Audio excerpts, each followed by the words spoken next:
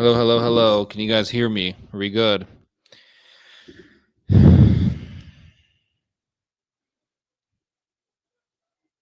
God. Not this garbage internet like I always have.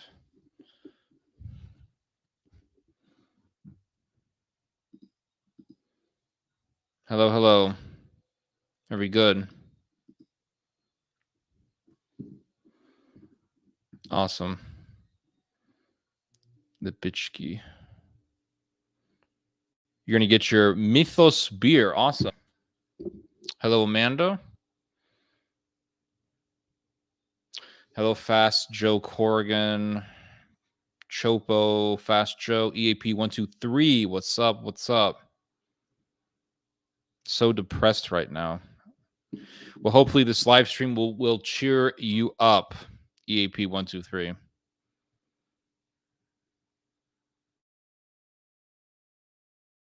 You gotta be kidding me.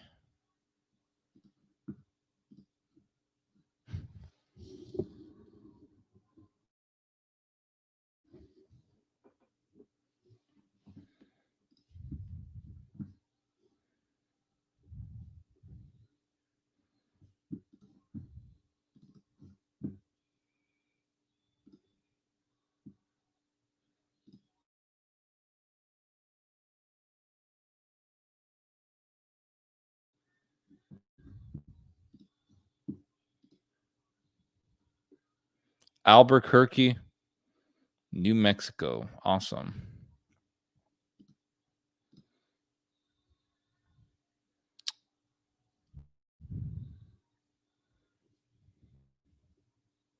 Ever had a friend rub dating and bang a girl you like in your face?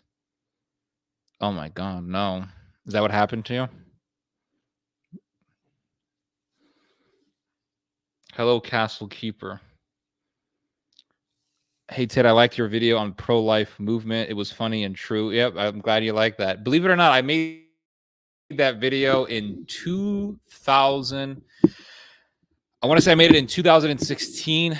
I posted it up on Facebook, but I never posted it on YouTube, so I thought I would. Bosnia teaching people how to have a functional multi-ethnic state. Well, we all have to try, you know. There's no problem in trying. The problem is when you don't try. Tuning in from Chicago's North Side. Hello. Well, at least you're not in Chicago's South Side. If you were in Chicago's South Side, oh boy, you would not be watching this live stream right now. Yeah. Did I ever tell you guys the story of how I got into an interview with a guy who was in the South Side of Chicago back in 2010? I got into this little debate. I'll tell you guys later when I get more people on. Has your father considered the Catholic faith? Yes. My father got confirmed into the Catholic Church in 2013, and together we loyally went to mass every Sunday, almost every Sunday, for about 6 years. They do be trying. It ain't doing them much good. Did you hear the Texas judge blocking? Yup.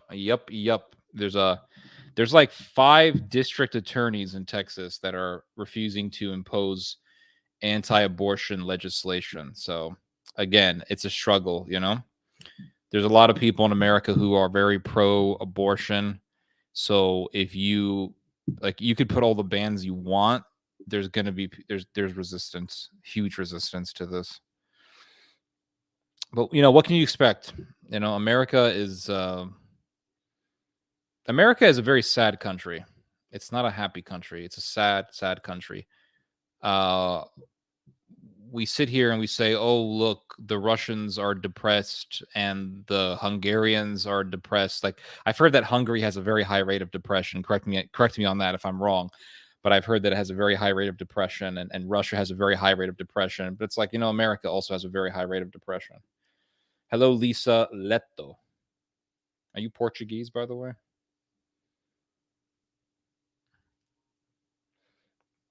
America is a very sad country. There's a lot of loneliness. America is a very lonely country. It's a very lonely country. I think our biggest health hazard in America, or at least one of our biggest health hazards in America, is loneliness, and I have a lot to say about loneliness in America. If you guys want to hear my opinion, say so, and I'll talk more about it as more, after enough people get on this live stream. That way I'm not just talking to 10 people. We can talk to 30 people, hopefully 25 people. But loneliness is a very serious problem in this country. There's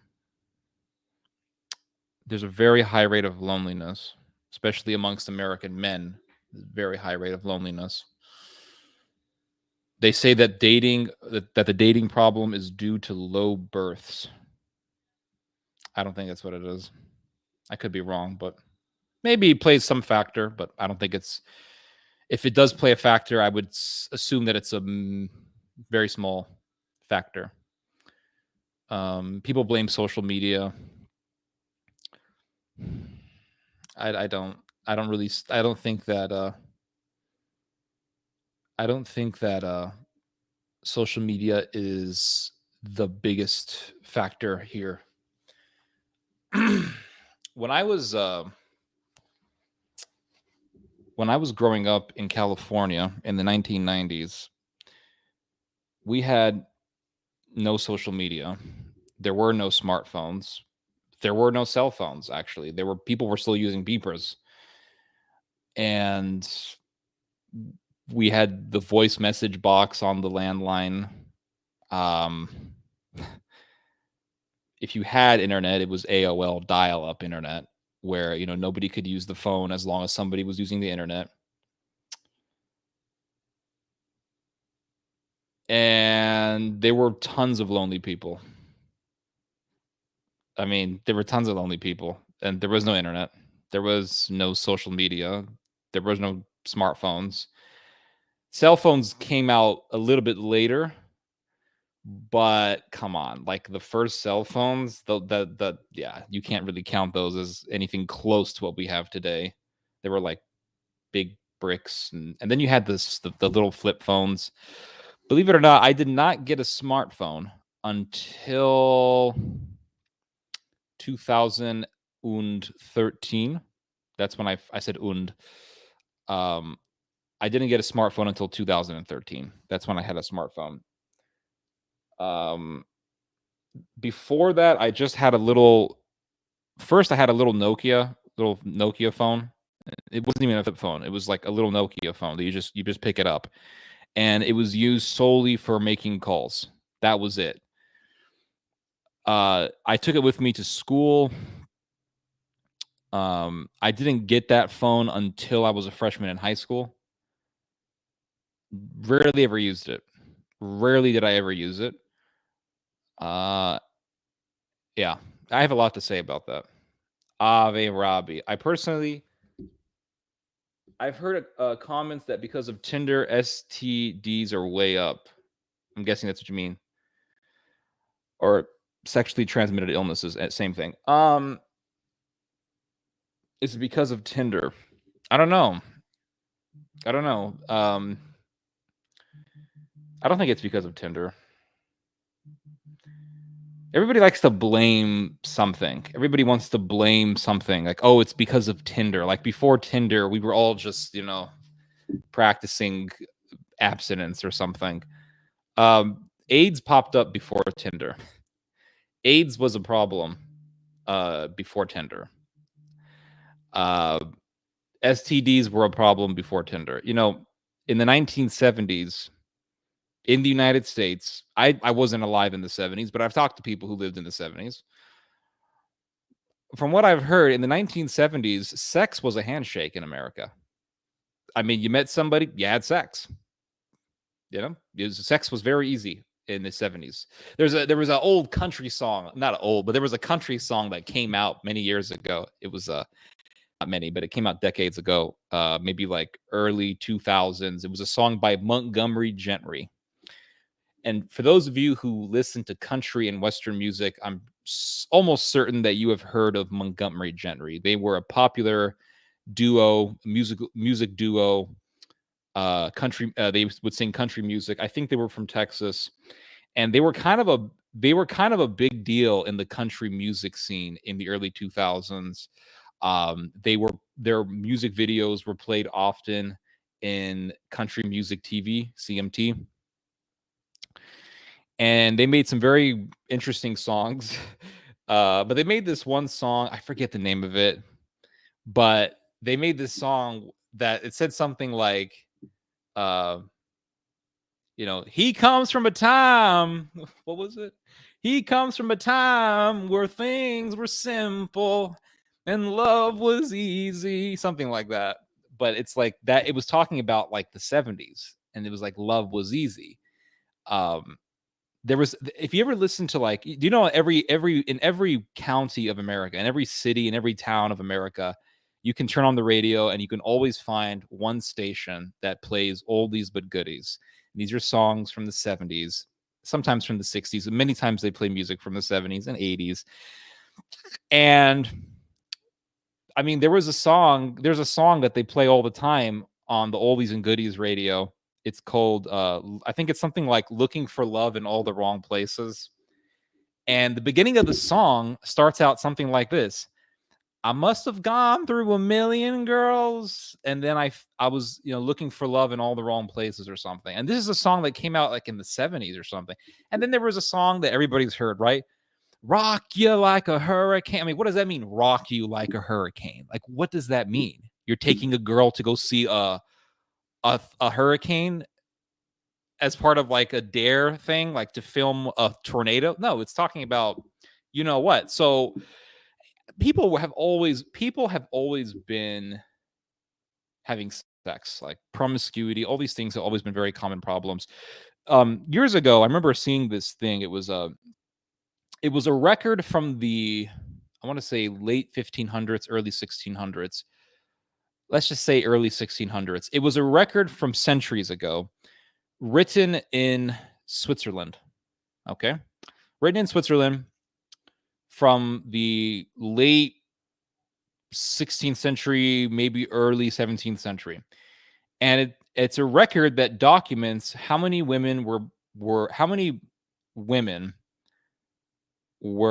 getting pregnant outside of wedlock, because they used to take records of these things, like, oh, this girl gave birth, was she married? And they were tons of women in Europe having children out of wedlock. Now, the difference was that they were forced to get married. I mean, not forced, but they were pressured to be married by society. So guy got a girl pregnant, maybe, this is the 1500s, 1600s. So I don't know what they did for fun. They got together in the plaza downtown. What did they do? They went around the bonfire. Somebody was blowing the reed instrument. I don't know what they were doing, banging the drums. I don't know what they were doing. Somebody was reading Dante. I'm not sure, but they had sex, and it's like, okay, you got the girl pregnant. Now you got to marry her. So there was a societal pressure to get married. And that, I think, that prevented a lot of the problems that comes with children being raised in, without fathers. So there's always been promiscuity, but everybody wants to blame it on something like, oh, it's the Tinder thing. Oh, it's social media. Oh, it's like, people have been having sex for thousands of years outside of wedlock. There's a verse in the Bible. It's a story in the Bible. It's the story of a woman, Dinah, the story of Dinah in the Old Testament, where she has sex with some Canaanite prince or something, right? And the Bible says that she went out at night to go see the women of the country, to the women of the city. Well, what does that mean? That means she was going downtown. She was going downtown to see the Canaanite nightlife. You can go on YouTube and type in like Poland nightlife, Serbia nightlife, Hungary night. There's a nightlife in every part of the world. You can even go to like Uganda nightlife. You'll find stuff. She wanted to see the night scene of Canaan, and then she saw the prince, and the rest is history. So it's like this is just a human problem. I don't know what else to tell you guys, but everybody wants to blame something. Like they want to blame some app. Like it's the app, guys. Like the women were amazing. They were all saints. Everybody was practicing abstinence. Women were going to the monastery. They were becoming nuns. But that damn internet app, it's ruined everything. Anyway, I'll read y'all's comments. Every generation thinks they've invented sex. Bingo, you got it. When Elvis was singing and doing his little dance, everybody thought, oh my God, immoral, terrible. I don't want my children listening to that monster. Meanwhile, their children are listening to Elvis and the daughter wants to sleep with Elvis. And now we're listening to like, I don't know what people are listening. Like, what are people listening to now? I don't even know. What's the Zoomer bands? Like all the Zoomer musical groups or singers, they always begin their names with a Lil. Like, well, I'm listening to Lil Blueface right now. Oh, I'm listening to Lil Fresh right now. Like some garbage mumble rap. I don't know. I don't listen to that garbage. But I remember, when Korn was out and people thought, oh, this music's immoral. Well, Korn's music is immoral. Let's be honest. Like it's not. There's a lot of vulgarity in that music, but now they're telling us to listen to Elvis. They're like, why are you listening to that rock and roll garbage? Why are you listening to that grunge crap? Why are you listening to metal music? Listen to that Elvis Presley stuff. That's wholesome music. And then back in the day, Elvis was considered immoral. Like Bill O'Reilly,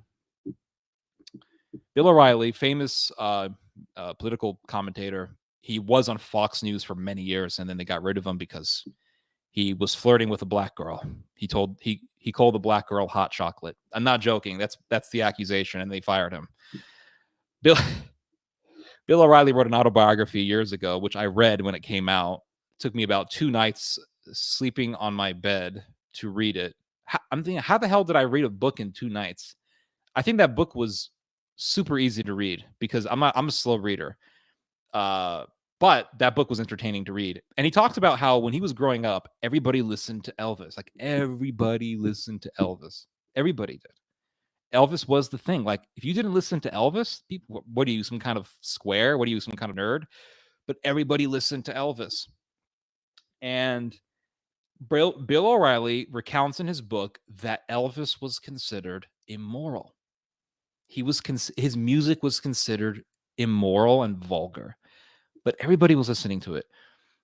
During the Third Reich, when the Third Reich was ruling over Germany, swing dancing was made illegal. And the Germans said that music is immoral. And that music that comes with the dancing is immoral, and the music that comes with it is immoral. Everything about it is immoral. But nowadays, you walk into a Catholic trad university, and they're teaching swing dancing. Because swing dancing is considered trad. It's considered old school, old fashioned. That's what people used to dance. That's the style that people used to dance in when they were more moral and Christian, unlike whatever dance, barbarity that they're doing today. Swing dancing is considered old fashioned. But at one point, swing dancing was considered immoral. Flamenco dancing is considered classy, and it's considered cultural and Spanish and Mediterranean or whatever. Flamenco dancing was considered immoral by the Catholic Church when it came out. But see, this is the thing. It's like there's always something that comes after, and we usually will look at like a musical style and we'll say, well, that's immoral or that's garbage, unlike the music of the past. But then you look to the music of the past and it was also being called immoral. But sometimes there are new trends that are way out there and that are indeed that are indeed sick, and they're not just something that is subject to the prejudices of a prior generation. They're not just something that the older generation can call immoral just because it may be different from what they're used to. Like there are things that are truly, truly evil. Like for example, Marquis de Sade, 18th century writer, supported the French Revolution, and he wrote books on sadomasochism. Like literally, here we are, like, oh, 50 Shades of Grey. That stuff's disgusting, and it is disgusting. But Marquis de Sade was writing even worse stuff in the 1700s. And that was considered something that was very new, like sadomasochism, say late 1700s. Yeah, that it was there. And I'm pretty certain that people were very shocked by that in those times.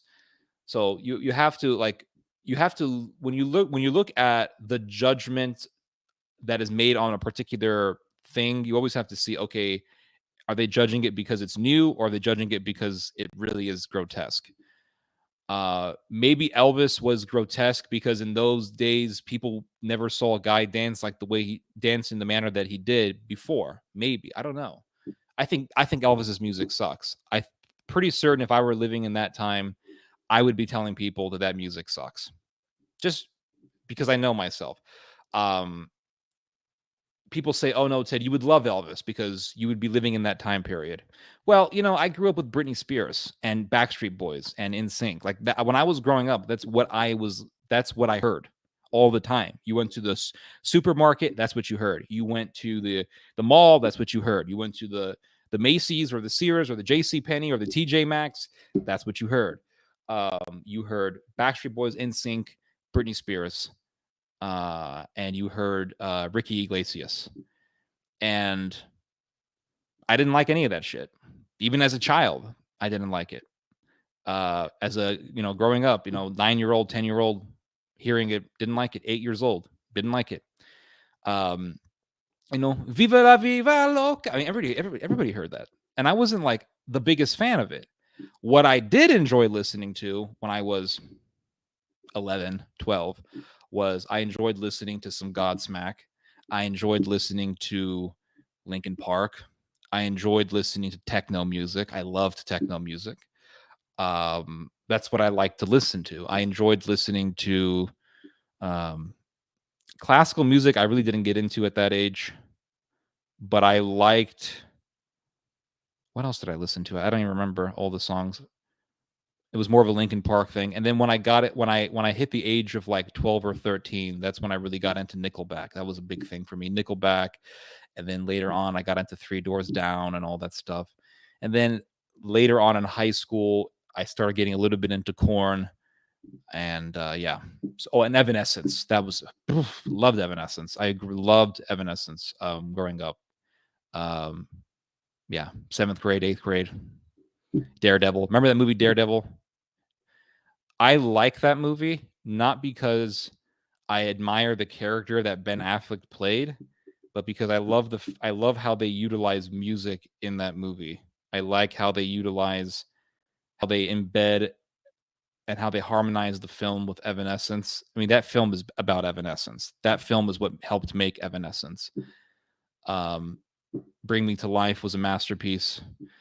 If you want to, when that song Bring Me to Life came out, before it came out, actually, the producer or producers, the people at the record label, they did not want to release the song until it had a male vocalist, and they told Amy Lee, the female vocalist, the only vocalist in the song at the time, you need to put a male vocalist in, or we're not going to play it. And the reason why they wanted a male vocalist was because they saw the success of Linkin Park, and they said, look, Linkin Park is really popular, so we want to add something similar. So they kind of wanted to add like a male rap type thing, and they did. And I don't think it diminished the song in any way, but I listened to the original a couple of days ago before they added the male vocalist, and it sounded way better.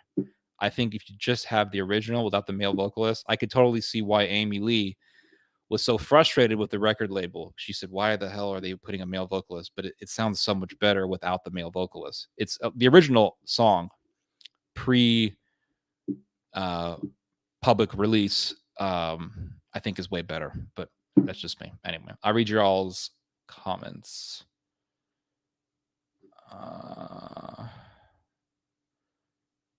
Kopo of Oakwood, your honorable chieftain, declared the Istrian balloon to be the dance of independent states of America. It seems like the French Revolution affects us to this day. Agreed. Happy Friday, Gypsy Bird.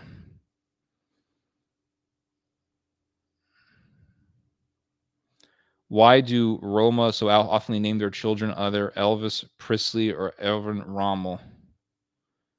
Here's a rabbit hole. The Masonic Revolutionary Government in Mexico had a plan to have diminished the influence of the Catholic Church by introducing explicit sexual education. I think I heard something like this years ago. I remember reading a book about the Cristero Revolt, and I think it mentioned this, that there was some kind of sexual education program that was going on.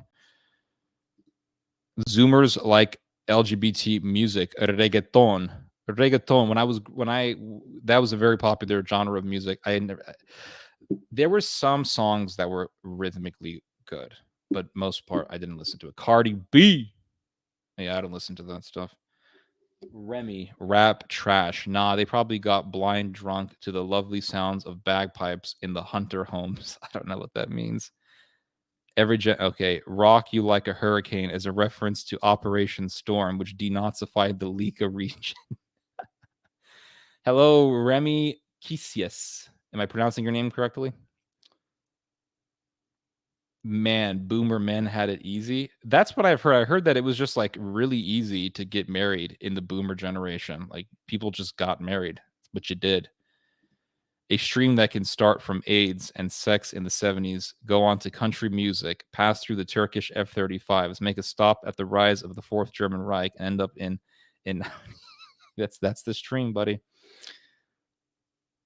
If AIDS from Tinder, what? I don't know. I don't read Cyrillic.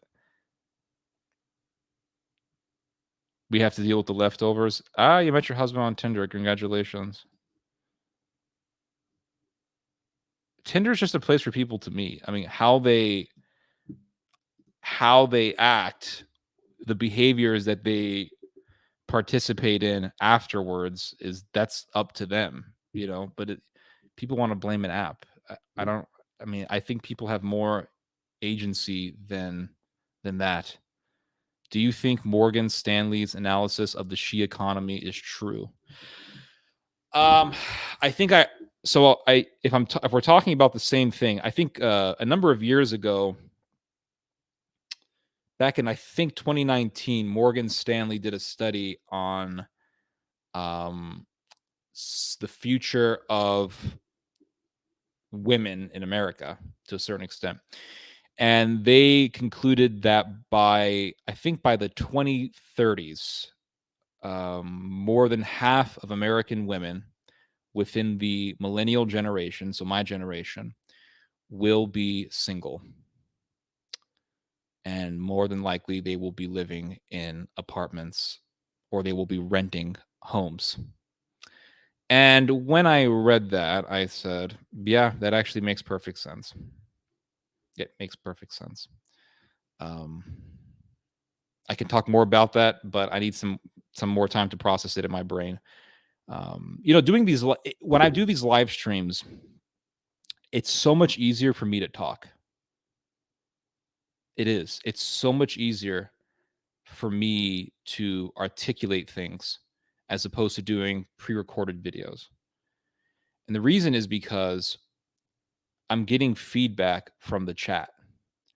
And when you get feedback from the chat, it's like you're having a conversation. And when you have a conversation, your brain thinks, oh, we're just having a conversation. So that response from the chat, or the constant response from the chat, kind of it stimulates your brain and it keeps your brain active to where your brain is now constantly thinking of things, constantly thinking of ways, or constantly thinking of information to express. And that's what keeps the conversation going. That's why having a conversation is a lot easier than just getting in front of a camera and talking. Now, when you do a pre-recorded video, you get in front of the camera and you talk. there's nobody giving you feedback. There's no response. There's no conversation. It's just you. You are talking in front of the screen. And there's something so unnatural about that. There's something so unnatural about talking to a machine that doesn't talk back, talking to a machine that has no consciousness. It's just a machine. Whereas when I'm talking to you guys, it's almost like I'm having a conversation. So it just comes out more fluidly. I used to think that Broadway acting or stage acting was more difficult than acting in front of a camera. I used to think, well, when you act in front of a camera, if you mess up, you can always just turn the camera off and then do the scene again, and then you can edit it to your fancy. You can edit it to fit what you want as a director, as opposed to acting on a stage. If you mess up, you mess up. I mean, everybody's looking at you. There's no editing. You are the film. You're not acting a scene so that it can be edited later. You are acting the scene. This is it. There's no going back. You have to perform perfectly. You have to give these people their money's worth. But somebody explained to me that that's actually a wrong misconception, that actually stage acting is a lot easier than acting in front of a camera. Because when you're stage acting, your brain is in a way absorbing the energy of the crowd. You receive motivation to act really well. And because you're getting that constant feedback from the audience, they're looking at you, they're in suspense, they're wondering what's going to happen. Because you're getting that feedback, there's a lot of energy in the room that invigorates you as you're acting out the character that you're playing. So it's actually easier. And that made me think about the difference between doing pre-recorded videos and talking on a stage. I used to talk on stages. I used to give talks and things like that. Not a lot, but I did do it a decent amount of times. And one thing that I always found interesting was that talking in front of a camera was actually more difficult than talking on a stage. So if I turn on the camera, it's like, okay, here's the camera's on, it's recording, go. Something happens to your brain that the frontal cortex, I can feel it here, and it just kind of goes blank, and you're just like, okay, what? And you just have to push your brain to go. And then what happens is, after doing that for like a few seconds, or maybe a minute or 30 seconds or whatever, you kind of hit this state of flow where you kind of tricked your brain to thinking that you are having a conversation, and then talking in front of a camera becomes a little bit easier. But if you put me on a stage and it's like, okay, this crowd of people wants to listen to you. The crowd wants to listen to you. You're getting that energy back from them. They're looking at you. People are reacting to what you're saying. Maybe they respond with shock. Maybe they laugh at your jokes. But there's energy. And where there's energy, there is fluidity. And you just feel a lot more comfortable. So that made me think about big crowds versus little crowds. So if you talk to a small crowd as opposed to a big crowd, which one is more difficult, right? People think, well, you're going to talk to 20,000 people. You think, oh my God, I'm so nervous. You may be a little bit nervous, but what if I told you that you have to talk to 3 people? Which one's more intimidating? I can tell you right now, talking to 3 people is way more intimidating than talking to 20,000 people. Can tell you that right now. It's much more easy to talk to 20,000 people. Why? Think about it. When you talk to 3 people, right? When you talk to 3 people, 10 people, 3, when you talk to a handful of people, what are you looking at? For one thing, it's not going to be in a big venue. It's going to be in a small venue, like a cafe or a small church or some small little room that the organizers rented out. And you're going to be on that stage, or you may not even be on a stage. You may just be on the same level floor as the audience, the people listening to you. And you're going to be looking at all their faces, and they're going to be looking at you like this. And they're looking at you, and they're communicating to you via their facial expressions, make me move, convince me, entertain me. It's kind of like if you were to go to a job interview and there's one guy in the room and he says, "Hey, you see this bottle opener? Sell it to me." That's kind of intimidating a lot. You're put on the spot. You're now forced to push your brain into becoming convincing, and that can be difficult to do. So your blood pressure is kind of rising up a little bit. Your heart rate's going up a little bit. Now you're pushing your brain to third gear. And you're looking at all these people's faces, right? You have 10 people in the room. You're looking at all these people's faces.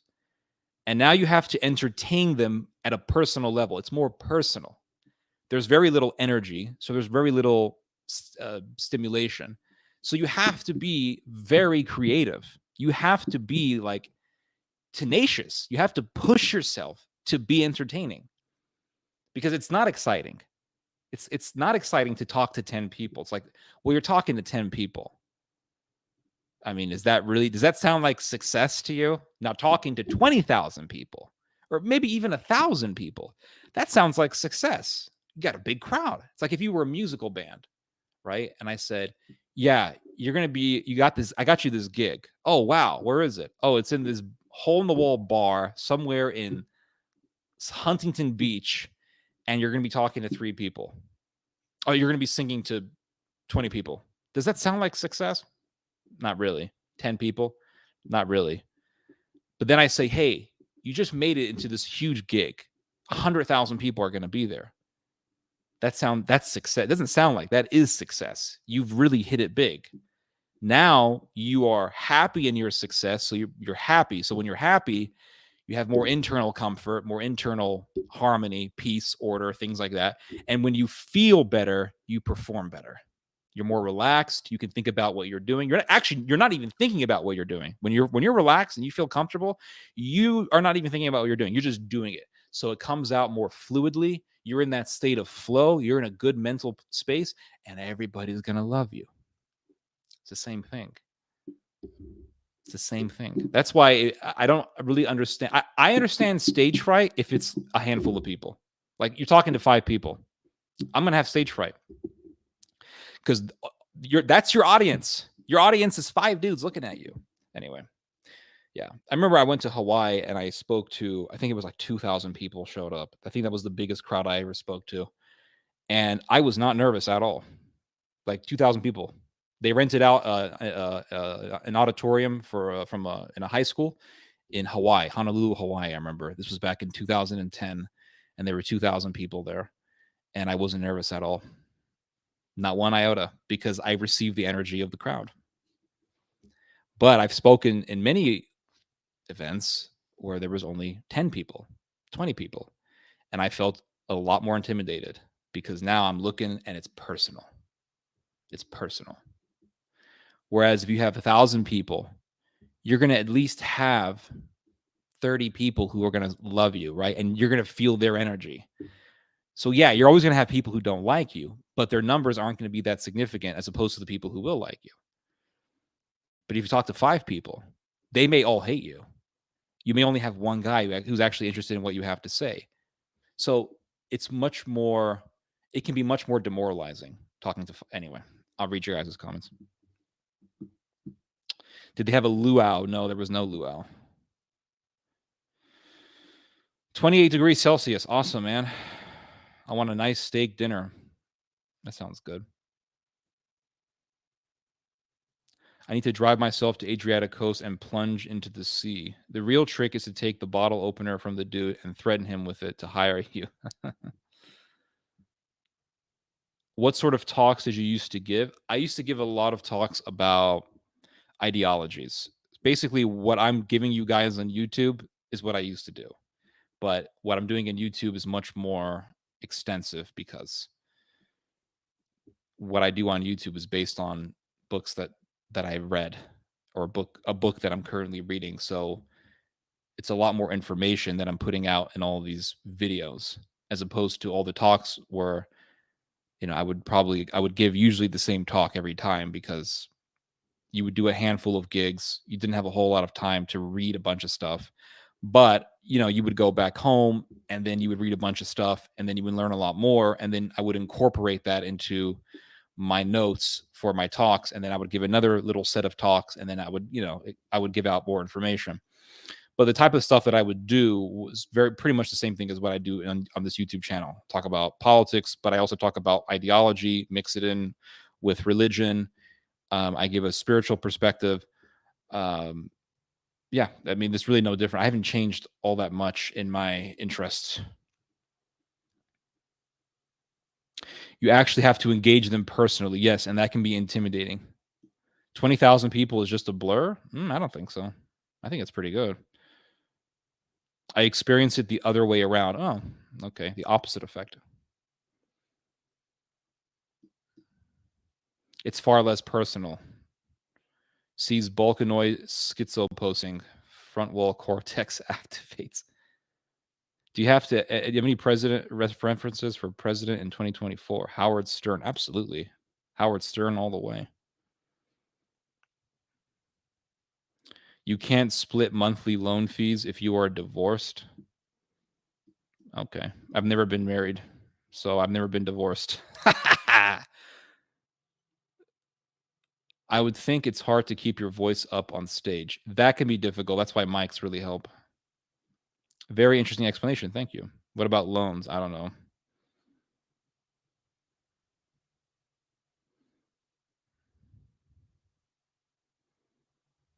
Imagine a comedian telling jokes to a blank screen. They need the feed. Yup.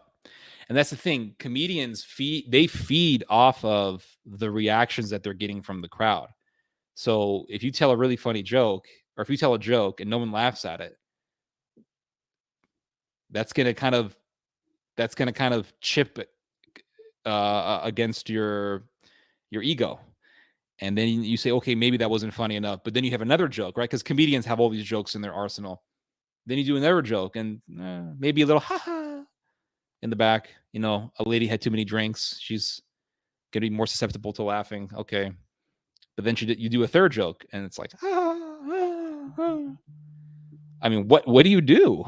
That feels really freaking demoralizing. That's why comedians drink. That's why they drink, so they can feel relaxed and fluid, and their brain, like our conscience plays so much tricks with us. Our self-consciousness. Self-conscious. I have difficulty saying this word. Self-conscience. Oh, what the hell? Self-conscientiousness creates this urgency for perfection. And you feel like you have to be perfect, right? I have to be perfect in my delivery. I have to be perfect in whatever I'm expressing, how I'm expressing it, what I'm expressing. It has to be perfect.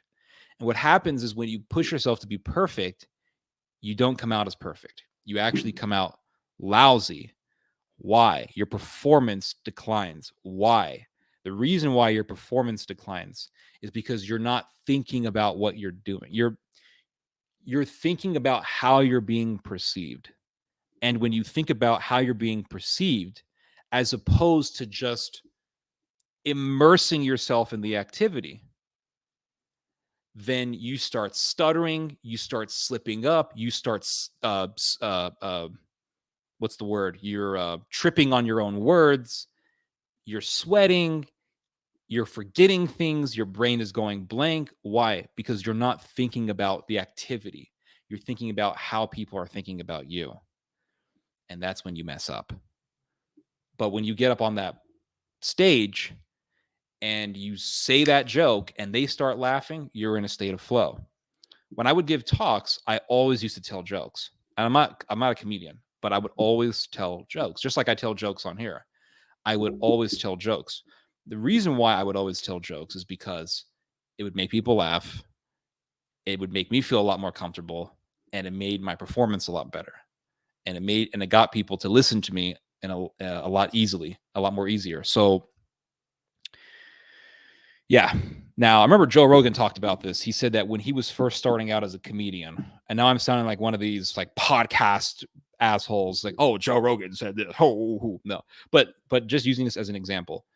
Joe Rogan, when he first started out as a comedian, he talked about how Joe Rogan recounted a story about how when he was first starting out as a comedian, he did a gig in which he talked to 3 people at a bar.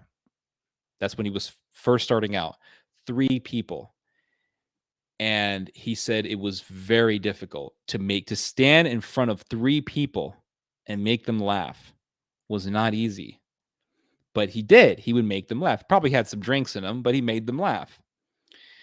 And there's a African American comedian whose name I do not remember, but he's very famous. And he said that this African American comedian, black comedian, was watching him from the back of the bar. And after the gig was done, he approached Joe and he's like, "Man, if you could make 3 people laugh, then you're a master comedian, because that's very difficult to do." It's kind of like, and I'm sure everyone has had this experience. Have you ever like been in a dinner party or just in a house with other people and you're having fun, you're talking and you're like, "Oh, let me tell you guys this funny story." And then you tell the funny story and then nobody really laughs, or they kind of like fake laugh. And I think the reason why they didn't laugh, let's say like when you first heard the story, all right, or when you first experienced the event that is now this funny story, it was really funny because it was natural, right? It happened naturally. Everything happened organically. Nothing was pushed. Nothing was forced. It just happened. And the story is funny in your memory. And when you think about it, you laugh. But then you're with the friends and you say, "Hey, I got this funny story to tell you guys." And then you recount the story. And then very few people laugh, or nobody laughs. Why? Why is that? And I think it's because when you're telling the story, you yourself, within you don't feel enthusiastic. But when you feel super enthusiastic, when you feel comfortable, you're in a state of flow, and you tell the story and everybody's laughing, the reason why everybody's laughing is because you find that funny at that moment. I have noticed that when I tell people, and I'm talking personally, not talking on the internet, but when I tell people a story and I start laughing as I'm telling the story, everybody starts laughing because laughing is contagious. But you feel comfortable and you find that funny.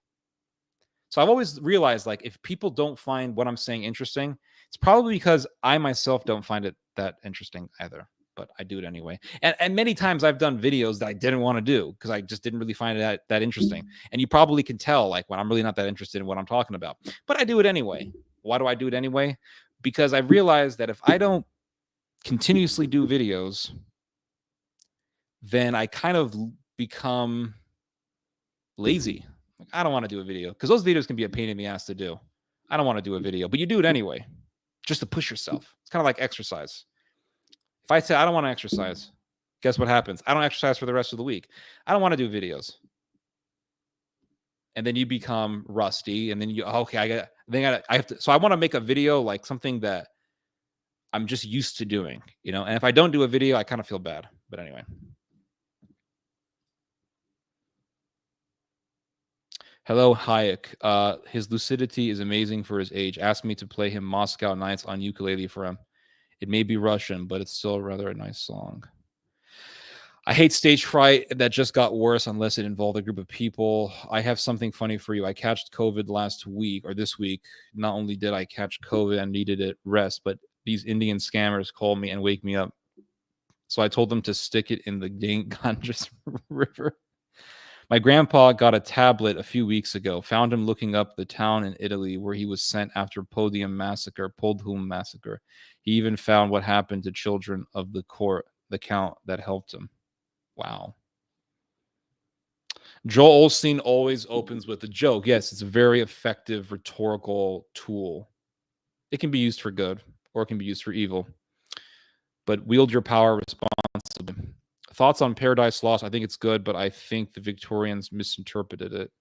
I have never read Paradise Lost, but I've heard that it's blasphemous and that it's heretical. It's anti-Trinitarian. But yeah, I'm pretty certain that you have an answer for that. I don't know what denomination of Christian are you.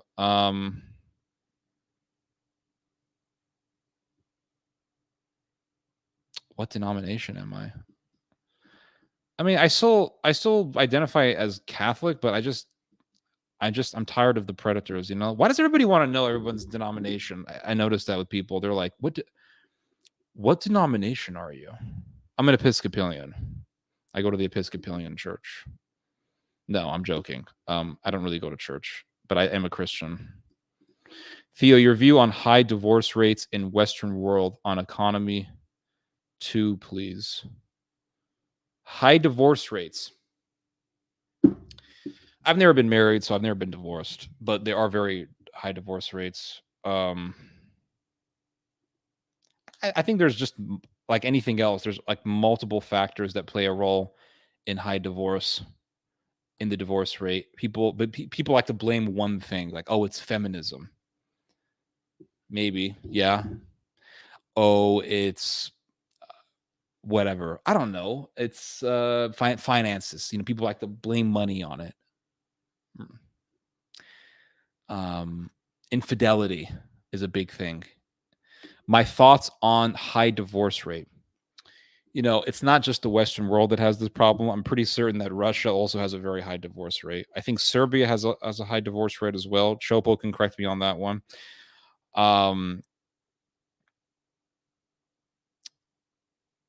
I think when people have options,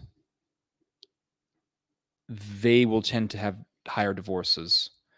And I think that when you have options and on top of that, you have a society that doesn't really shame you for divorcing, then divorce comes really easily and people just do it a lot more. Now, we can sit here and say it's the men, it's the women, it's the this.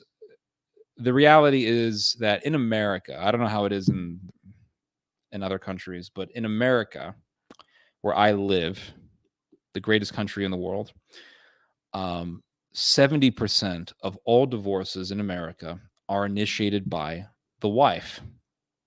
70%. So when we're talking about divorce rates in America, we kind of have to look at things through a female perspective. With the high divorce rate in America, to a great extent, we have to look at things through a female perspective. Why are these women getting high divorce rates? I'm not a woman, so it's kind of hard for me to tell you why women get high divorce rates.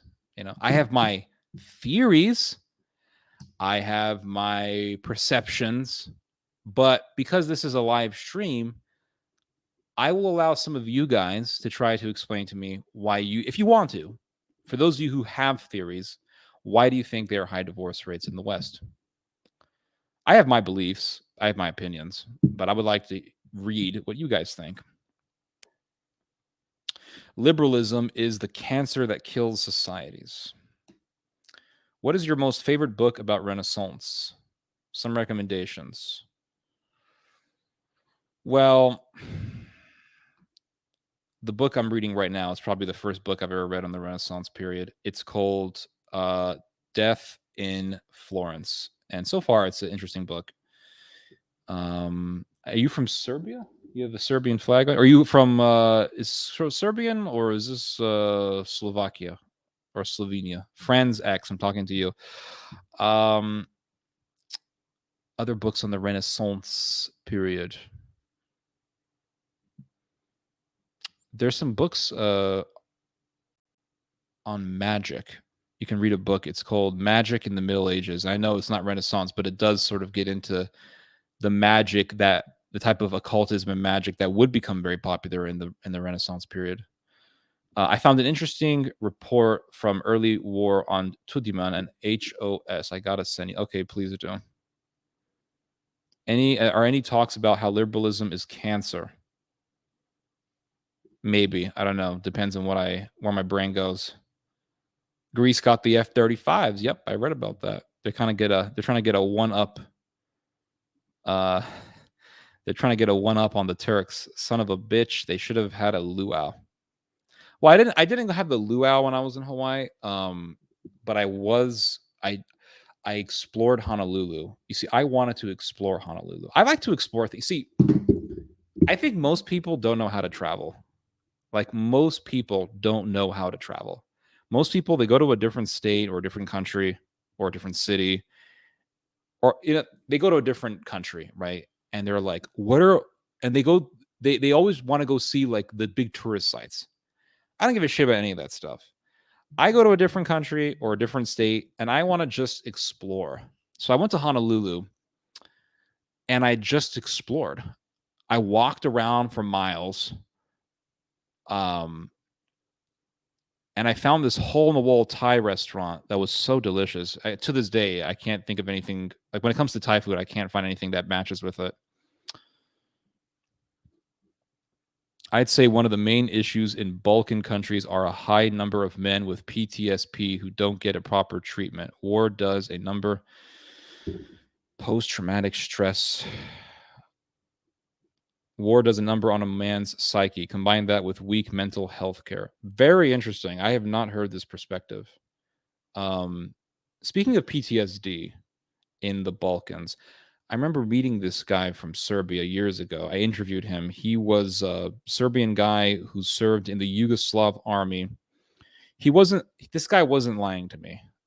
People lie about their military service. Oh, yeah, I served in the war, but they were full of shit. I don't think this guy was lying because, for one, he showed me a couple photographs of him where he's holding the AK-47 and he's got the military attire on. And the photo looks like it was shot in the 90s. And then the fact that when I asked him about what he did in the military, the stories that he told me were so unexciting and just so boring. Not boring, but they weren't like Hollywood. They were just so normal that it's like, why would this guy lie? Because when people lie about their military service, they're doing it because they want attention, or usually it's because they want acceptance. They want people to look at them with awe. And this guy didn't do that. He just said, listen, I served as an intelligence officer for the Yugoslav military. I was an intelligence guy. I was walking around collecting data. And he says one time he was on this hill and from a distance, he heard people shooting at each other. And he says it lasted for like 10 minutes or something and it stopped. That's what he told me. Like, that doesn't sound like a guy who wants to lie so he can impress people. In fact, when I interviewed him, because I was like, I got to interview you. He's like, I don't want to be interviewed, please. And I pressured this dude so much. He finally, okay, fine, I'll talk to you. But he told me about PTSD in his own experience. And he told me that he had PTSD. He said, I have. He didn't say like I'm diagnosed with PTSD, but he said, I think I may have PTSD. He said, because many times when I meet people, he says, I cannot stop talking about the war. Even though he didn't really see combat, he told me I cannot stop talking about it. He told me that it absorbs, he says that so much of my brain is absorbed in what happened in the Balkans. And he was so obsessed with it. And he says it's come to the point where I can't even really. He says it comes to the point where, like, I'll be on a date with a girl. This is what he tells me, that he'll be on a date with a girl. And he says the first date, I'm talking about the war. I'm talking about Kosovo. I'm talking about what happened in the 90s. And he says the girl just loses interest, or they think that he's a weirdo or he's annoying. Yeah, all he wants to talk about is the war. And he says, I think I may have PTSD. So when you talk about PTSD in the Balkans, I find, and how it affects relationships, I found that interesting because I heard a Serbian guy talk to me about this very thing. So military service was obligatory in Yugoslavia. Yeah, sure. So yeah, that's another reason to believe it. Like, okay, everybody was drafted. Okay. The ladies learn their hubby has a small wiener. Oh, goodness. Wife learns about hubby says no. Oh, give me a break, dude. That's such a meme. That's such a meme. Anyway, most of those war stories are boring. The only one my dad would say was a story about his unit having only a single AK, which was given to some kid and kept trembling. That impacted him. I don't know. Maybe it's because the fear of only having one weapon per group. Maybe that's what affected him. My president visited Ukraine and Russia. Yes, Indonesia is playing geopolitics for the grains and the energy sector. Aaron is a bro. Imagine him and Ted in a stream. I don't know who Aaron is. Oh, disorder. Gotcha. At what age does time start to go by fast? Oh my god. Okay, M. Hayek asked this question. Guys, this is a I'm amazed that somebody asked me this today because I was thinking about this very thing yesterday about when time starts going fast. But before I do, it's been an hour, so let me hold on.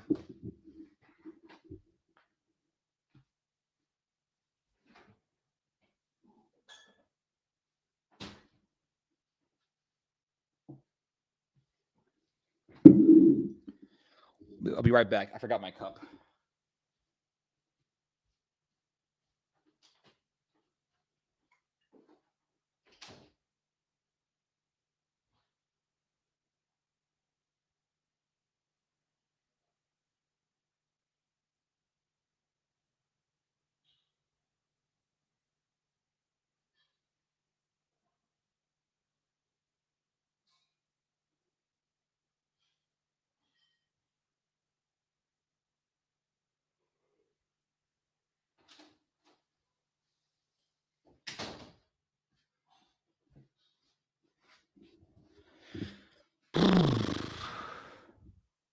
Okay, so today we are going to be drinking Fat Tire. So this is a beer that I heard about a few weeks ago. I heard about Fat Tire. Well, I first saw Fat Tire in the grocery store, never cared to drink it, but I did find the title interesting. What type of a beer that is called Fat Tire? What does this taste like? That's what I want to know. It says New Belgium Fat Tire Amber Ale. It says here that it comes from Colorado. It was made in 1991. That's when this beer was produced. 1991. Has a very simple little icon. It's like something you would print out of a computer. Fat Tire. And it sounds very 90-ish, and it looks very 90-ish, like the design of it, very simple, kind of rustic, kind of comedic, kind of comical. It's called Fat Tire, I guess, because it makes your stomach look like a tire. Let's see. So yeah, 1990s beer, came from Colorado. What's the alcohol on this? Doesn't say. Oh, 5.2% alcohol, which isn't bad. So let's give this a try.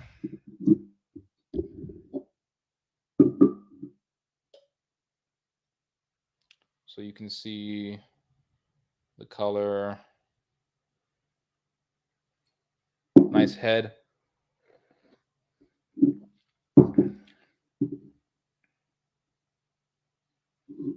That's a big ass head. Look at that. Goodness gracious. I've never seen a head like that on a beer, ever. Let's give it the smell test so I can LARP as a beer connoisseur.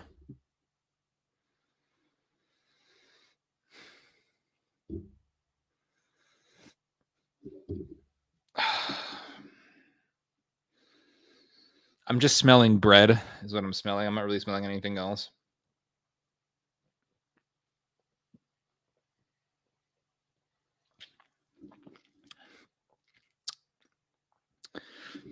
Somewhat bitter, somewhat malty. It has kind of like that metallic taste that some German beers have.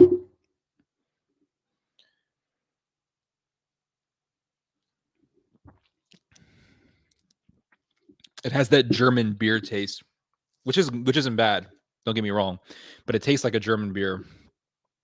I think all beer in Europe has some kind of influence from Germany. That's why I think Central European countries, they have more of a beer culture than, let's say, Southern European countries. The biggest beer drinkers in the world are Czechs, and they border with Germany. There's something about that region of the world. We got, again, English people make beer as well, but hey, where did English people come from? Anglo-Saxons, Denmark, Germany. But it's a good tasting beer. It's refreshing. You're going to get what you want out of a beer from this. It tastes like a beer. This tastes like a beer. I can definitely taste some of the hops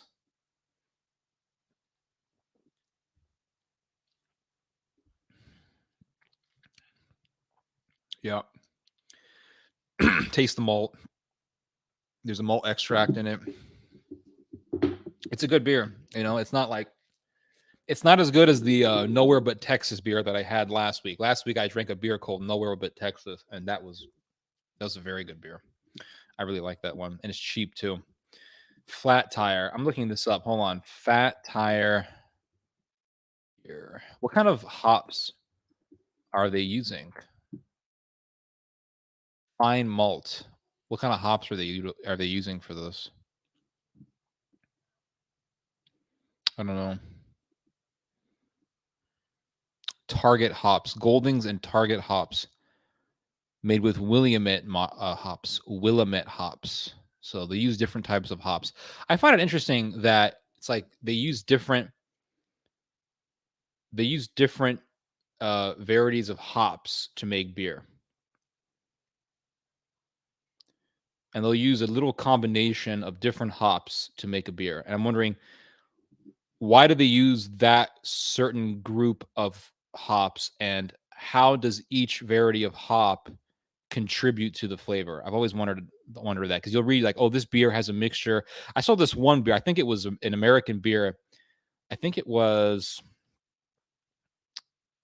I'm not certain. I think maybe it was Coors Banquet or something, but it said something like, we use a mixture. We use hops from the Balkan hops. You know, and I heard people say, oh, they use this type of hop that comes from Switzerland and this type of hop that comes from Germany and blah blah blah blah. It's like, well, if you didn't use that group of varieties of hops, if you use, let's say, just one variety of one of those hops, um, if you use just one of the varieties of that group of varieties of hops, would it still come out the same? How does each variety of hop contribute to the flavor? And that's a question that I have.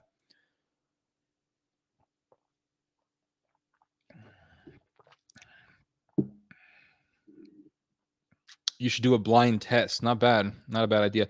Have you ever tried mead? Years ago, I made a drink. I boiled pears in water, and I boiled pears and figs in water, and then I added like a ton of honey to it, and I fermented it. And that was I left it. I let it age for about, I want to say 8 months, 8 or 9 months, and that drink was amazingly strong. It was a very hard alcoholic beverage. I'm currently 20. At what age does time start to go by fast? I would say that time goes by fast when you are in your 30s.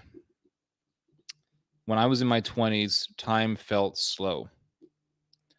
When I was in my 20s, time felt very slow. When I was a teenager, time felt very slow.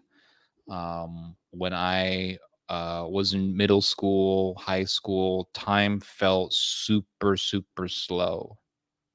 Super slow. You went to school and the day took forever.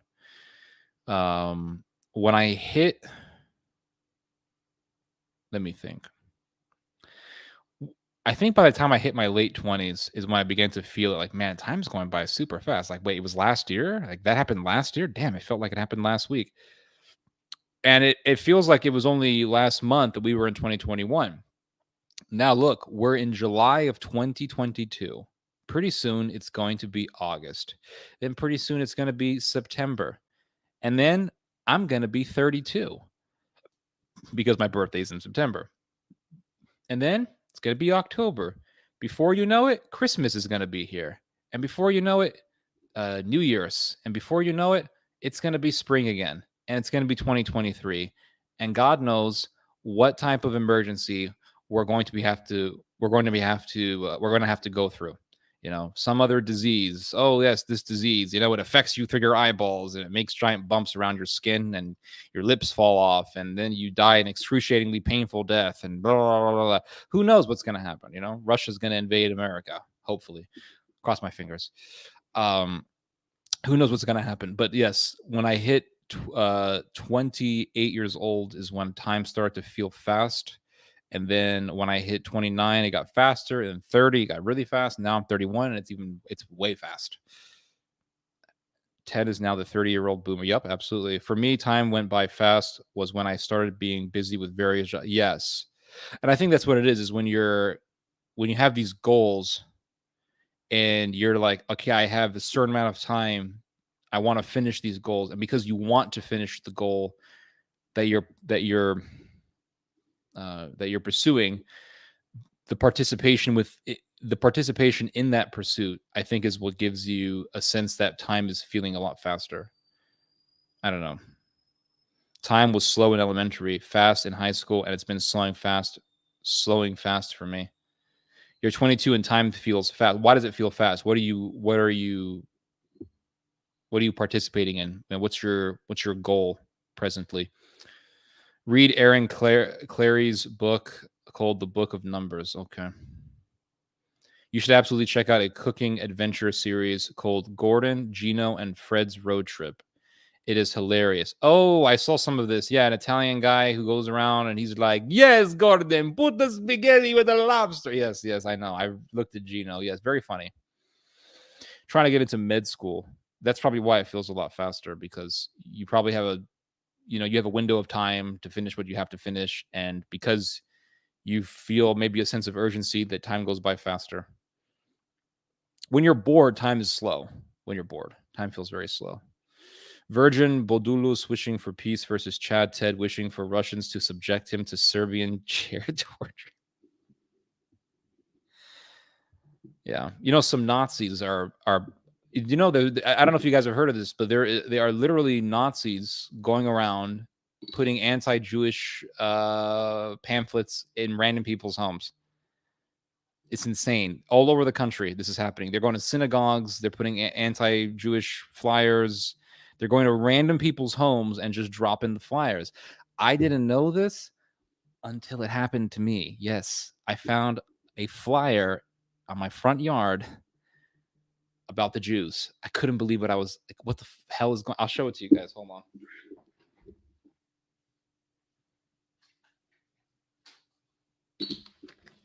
Guys, America officially needs to be denazified.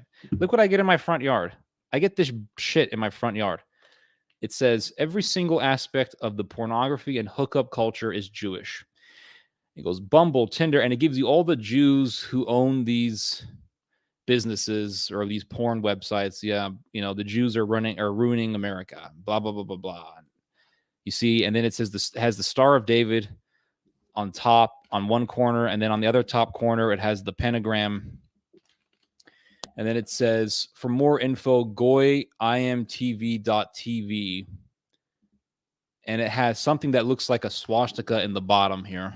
There's like a kind of like a Kalovrat swastika thing. I can't believe this is happening in America. You believe this? This is what's happening in America, guys. As if I didn't have enough anxiety.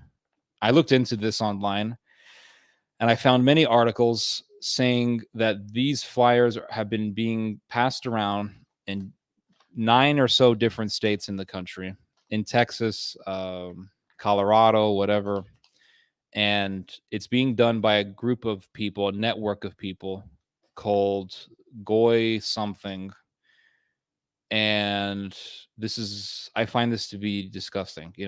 If you want to talk about the overrepresentation of Jews in the porn business, we can have that discussion. It's not bad to talk about that. But to go to people's homes and put the Star of David with a pentagram and say, yeah, here are all the Jews and the Stars of David on top of it, and then to pass it just to random people's homes and then putting it on synagogues, when you know damn well that you're scaring people when you do that sort of thing.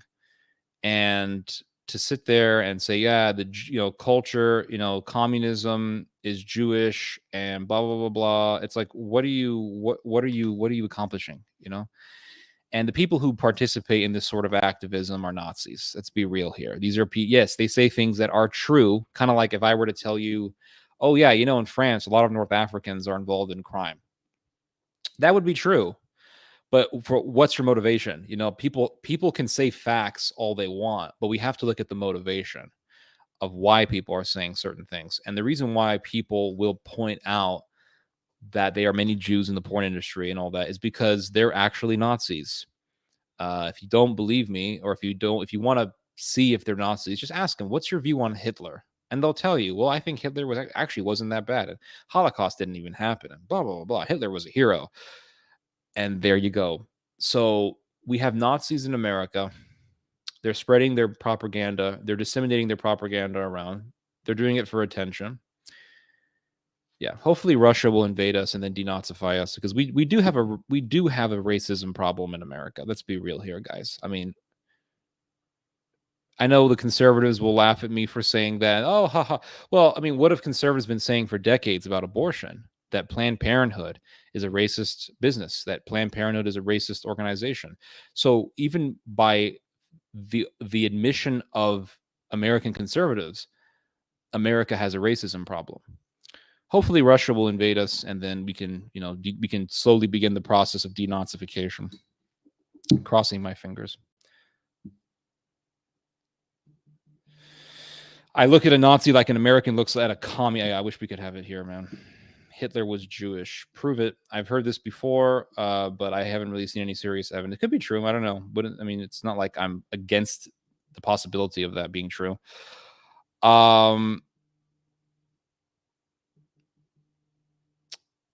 So we have to look at the intention. This is why I don't like it when people come up and they say things like, facts don't care about your feelings. Like, facts don't care about your feelings. When it's facts and facts and facts and facts. It's like, well, is that really all that matters?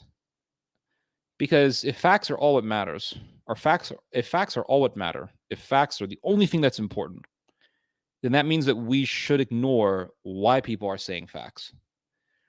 It's a fact that most terrorist attacks have been done by Muslims. Big terrorist attacks, 9/11, all these things, they were done by Muslims. That's a fact. What's the point of saying that? What's your motivation? Sometimes your motivation is to get people to hate Middle Eastern people or to hate certain foreigners. If I want to get you to subscribe to a Nazi ideology, I'm not going to tell you you should be a Nazi. I'm going to tell you, those blacks, they're going to ruin your neighborhood, and they're going to lower your property values. They're going to raise crime up, because 50% of the murders in this country are done by African Americans. I'm going to give you certain facts to get you convinced enough that I'm the guy you want to follow, that I'm the guy that's going to help you somehow. Politicians do this all the time. You guys know this already. So I don't just look at facts. Okay, I'm not a Shapiroite. I also believe in feelings.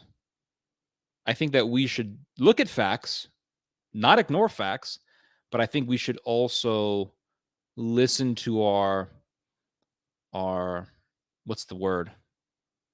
Our gut instinct. We should listen to that inner voice. We should listen to our, what's the term? Our suspicions. We should listen to our gut reaction to things.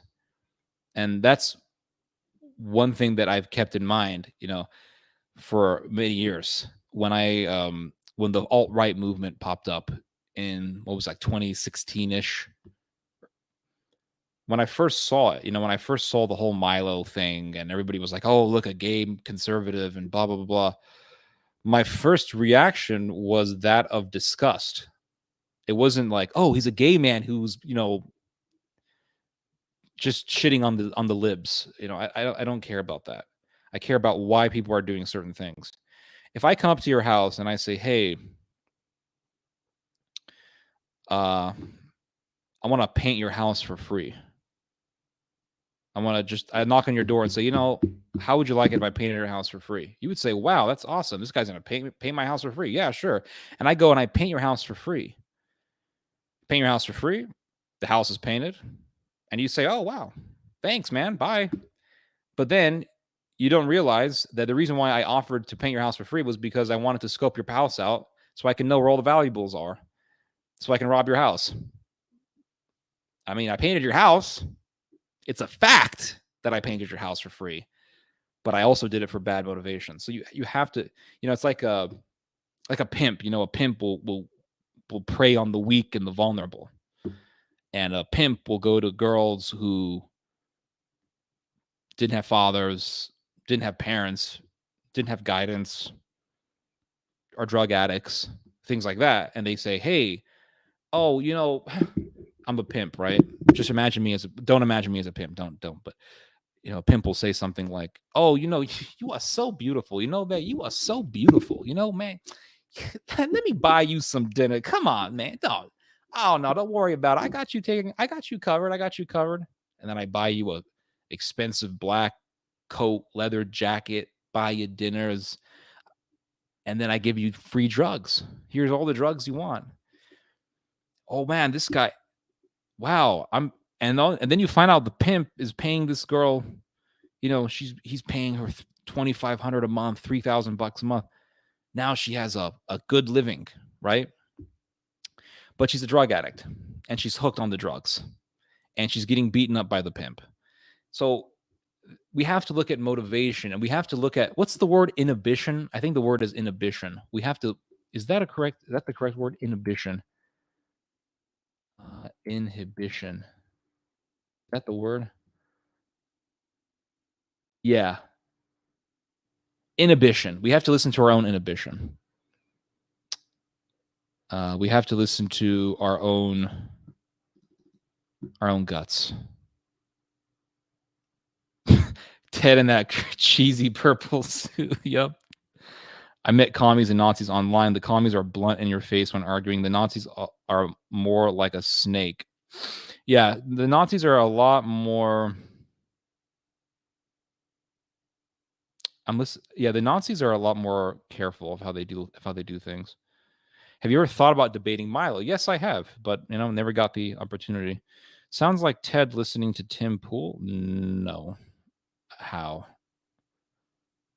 Alt-right was a result of mob mentality and populism that arose during the Tea Party and came to a herd with Trump. Yes, I agree. Definitely. Yeah, I think there was some kind of evolution that took place there, or devolution.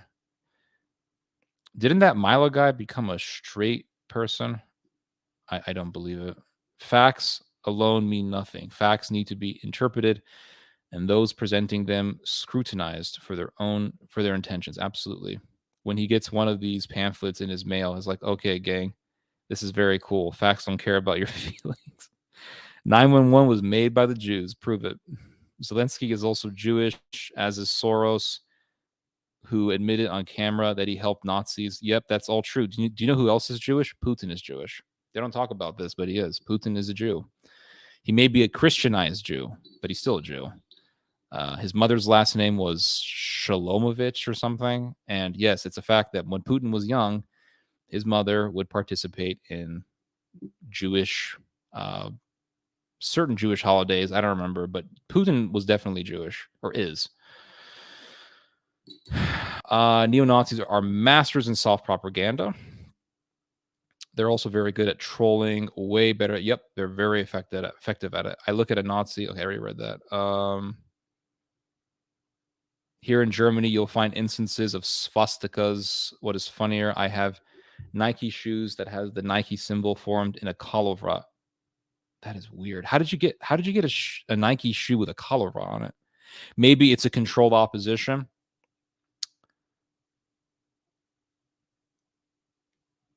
I kind of suspect that it's being done with the intention of, I can't prove this, but I kind of suspect that it could be a strategy of tension. So we send these pamphlets out, gets people scared, makes a story in the news. That's completely possible. Or it's possible that these pamphlets were spread by real people who hate Jews. I think that people say, oh, the Jews need to be exposed, or like things need to be said. Certain things do need to be said. Don't get me wrong. But who's saying it? What's their reason? And we live in a post-Christian society. where a lot of people are getting into paganism and anti-Christianity. So is this really a safe atmosphere to tell people about the Jews? Is this a safe atmosphere? It's not, because we have so many people in this country who are psychologically unstable, people who are on the edge, people who aren't Christian or are Christian, but they're like, trad right-wing lunatics. We have people who are into paganism. We're not living in a healthy environment to have these discussions. I don't think we live in a healthy environment for these discussions. I could be wrong. I don't think we are. Just like I don't think we're in a healthy environment to talk about, some of the problems with crime in this country. I don't think we're in a healthy environment for that, because you have one side that says, oh, it's the guns, and the other side that says, oh, it's the blacks or something like that. So we have to, unless we're in a healthy environment, I don't think it's a good idea to talk about these things, or to at least make it a popular point of discussion. But yeah. Anyway, Ted, your thoughts on Putin being inspired by Milosevic while using more of the Tudmanist tactics? I don't know. Explain that to me, man. Vladimir Putin was adopted? Are you sure? He looks like his mother.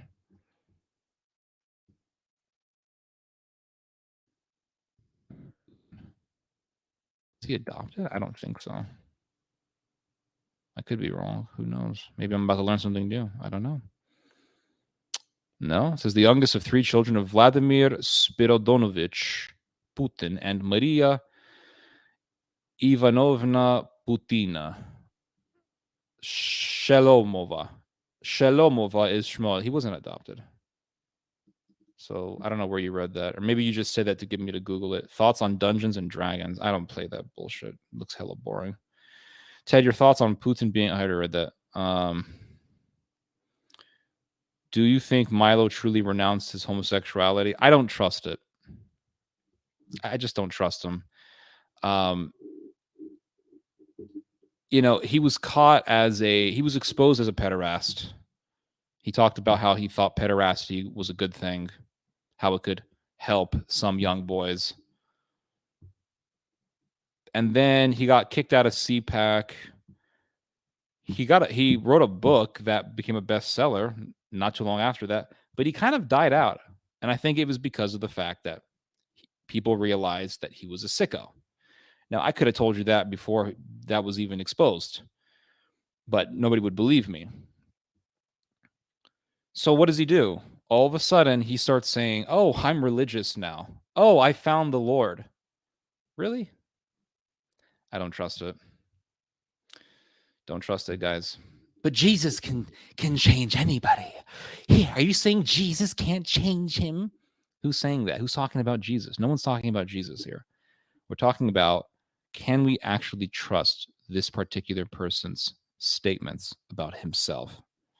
I believe no.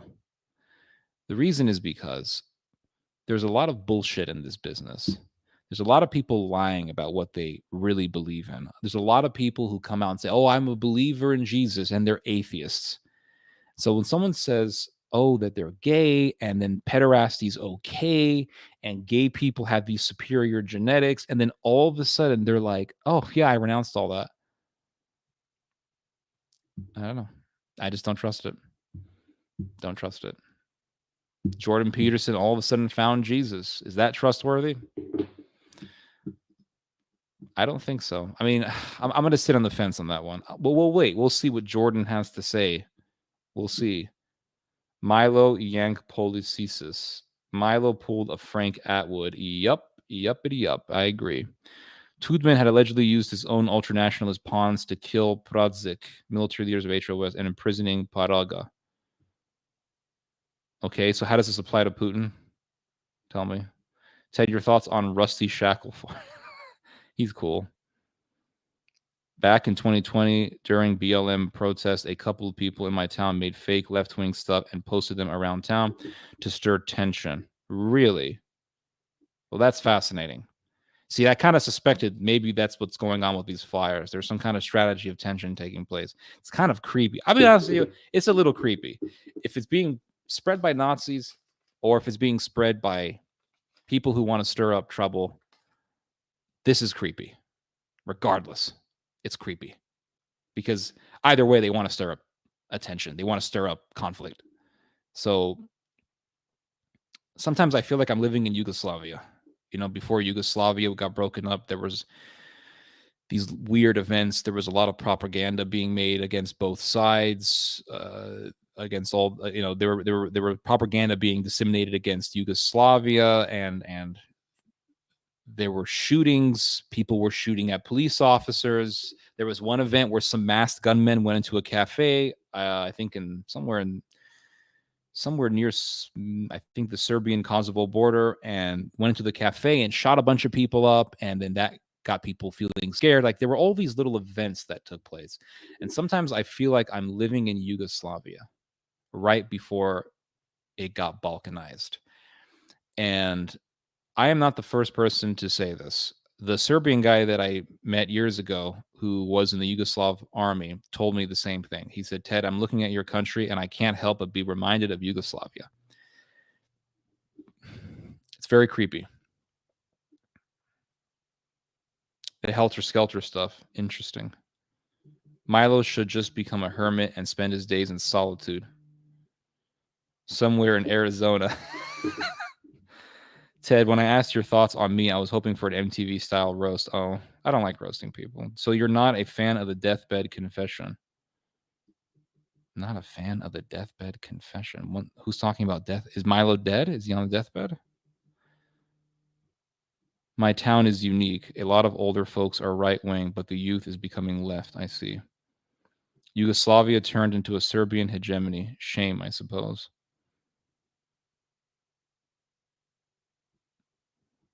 Oh, okay. Putin's utilization of his ultra-nationalist inner circle to get rid of internal ultra-nationalist opposition. Oh, I mean, Putin is a thug, so wouldn't surprise me. Rest R.I.P. in peace, Milo. Next, American Civil War is coming. I'm telling you, it's a very strange country that we live in. America is a very weird place. It is a very weird place. People don't realize it. It's a very lonely country.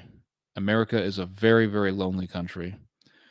A lot of lonely men out there who just want love. They want a girlfriend and they're dying for a girlfriend. For some reason, they can't get it, but other men can get girlfriends and they don't know why. And they're frustrated and blah, blah, blah, blah, blah. There's so much of this going on.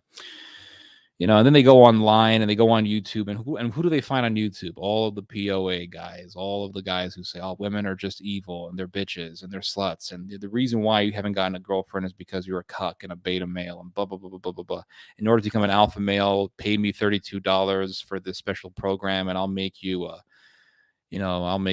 female banging machine and you're going to be swimming in a mountain of vagina and blah, blah, blah, blah. And then you read all these, and then you got these videos from what's his name, Jordan Peterson, and he's like, well, you have a lot of men out there who are just getting rejected all the time, and the reason why they're getting rejected is because they're ugly. They're just ugly, maybe fat, maybe they need to go to the gym, blah blah blah blah blah. And then you read, there's like thousands of comments underneath these videos, thousands of these comments, and all these commenters, people saying, oh yeah, I was a nerd and I was a beta and blah, blah, blah. But then I started going to the gym and I started working on myself and I made my own business. And then all of a sudden I had women coming after me and what's going on, or like, yeah, that's right, man. That's right, kings. Don't let these women bother you. Just work on yourself and then they'll come. The women will come, man. They're going to come. And it's like, where are these men, working on themselves and women are coming to them? I've never seen this in my life. And please don't mention a celebrity. Don't give me a baseball player. That doesn't count. I'm talking about just regular Joes. Like, where are these men who weren't getting anywhere with women, and then now all of a sudden the women are just coming to them? When does this happen? I know this one guy. I had a friend who I met I never really met him, but he was a friend of my dad's, and him and I would talk. His family came from Romania, another Balkan country, but he was born in Seattle. And we don't see eye to eye to everything, but I mean, I would say we're still friends. And he joined the army, and then he kind of, joined the army, and he got very busy in the army. And he actually contacted me like 10 years later. 10 years meaning like, let me think, maybe December or January of this year. And he's like, "Hey Ted, do you remember me?" I'm like, "Yeah, of course I remember you." And we start talking. And I was kind of expecting to hear him say, like, "Yeah, I got married." Right? Because this guy's like 33 years old. And I said, "Hey, anything new in your life?" "Well, yeah, I got off the army and I moved to this other state and blah blah blah." I'm like, "Yeah, but did you get married or do you have a girlfriend?" "No, no, no, no. That hasn't happened yet." And he eventually met some Ukrainian girl online. This is a guy that was in the army, okay? In the army, early 30s, went to the army for almost a decade. And by army, I don't mean he was it's not like this guy was sitting behind a desk. This guy was jumping off planes and parachuting and all this stuff. And he dated girls when he was in the military or whatever. He was stationed in Moldova and not married. It's like, and then he meets this girl online. He meets a Ukrainian girl online, and they're about to get married. They're about to get married. It's insane. Like I'm still waiting to meet like the guy who says, "Oh, women are they just come over to me." Like men are always doing the pursuing, unless you're like a cage fighter or something. Men are just doing the pursuing. It's just funny to me. And all these people are like, women, women, women, you have to do this, work on yourself, and then women will like, why are we focusing so much on this? Why are men like so obsessed with all this shit? Like, dude, just play video games. Who gives a shit? Well, if I can find a woman, then I can finally like be happy. And wait, how? When? Why? Because and here's the thing, and this is not just American society. This is probably like all over the world, I would imagine. We determine the value of a man based on how he attracts women.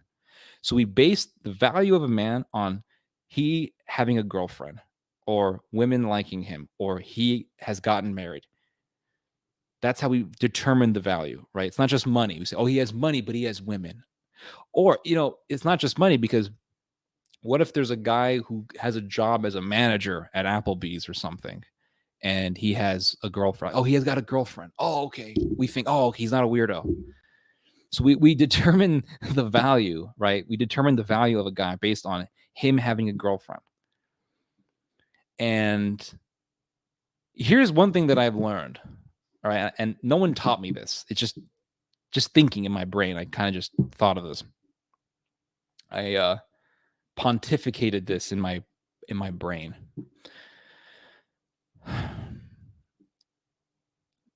You think that if you get a woman that you're going to find some kind of happiness, right? No one goes after a woman to be miserable, right? If you go after a woman to be miserable, then you're mentally ill. So you think, "Oh, if I can get this girl, then I'll be happy," right? But no matter what decision you make, whether to be single or to pursue getting a girlfriend, miseries are going to come. Miseries are going to come. If you have a relationship with a woman, there's going to be miseries that'll come. Some women are worse than others. Some women are okay. Some women will make your life a living hell. They'll make fun of you. They'll belittle you in front of their friends. They'll talk about personal shit in front of people, like all sorts of stuff. They'll belittle you. All sorts of stuff could happen. They'll make fun of you. Women will do all sorts of things to destroy a man. So it can come with its own miseries. Being single comes with its own share of miseries, but so does being married. So no matter what you choose, there's in anything in life, there's going to be a share of miseries.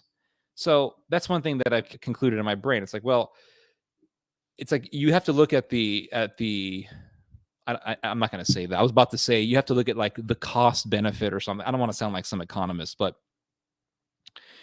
it's like Socrates, somebody approached Socrates, and here I am quoting Socrates. Somebody approached Socrates and said, Socrates, should I be married? And Socrates says, if you don't get married, you're going to be miserable. You're going to be lonely and you're going to be miserable. But if you do get married, you're going to be miserable. So every decision you make is going to have its share of miseries. Every decision. And then I'm going to hear, what are you talking about? Men bring misery to women too. Blah, blah, blah, blah. Okay, we're not talking about that. We're talking about the male perspective here. Anyway. Let me guess. Boldulu trained to deflect IEDs, but can't detect an Eastern European marriage green card.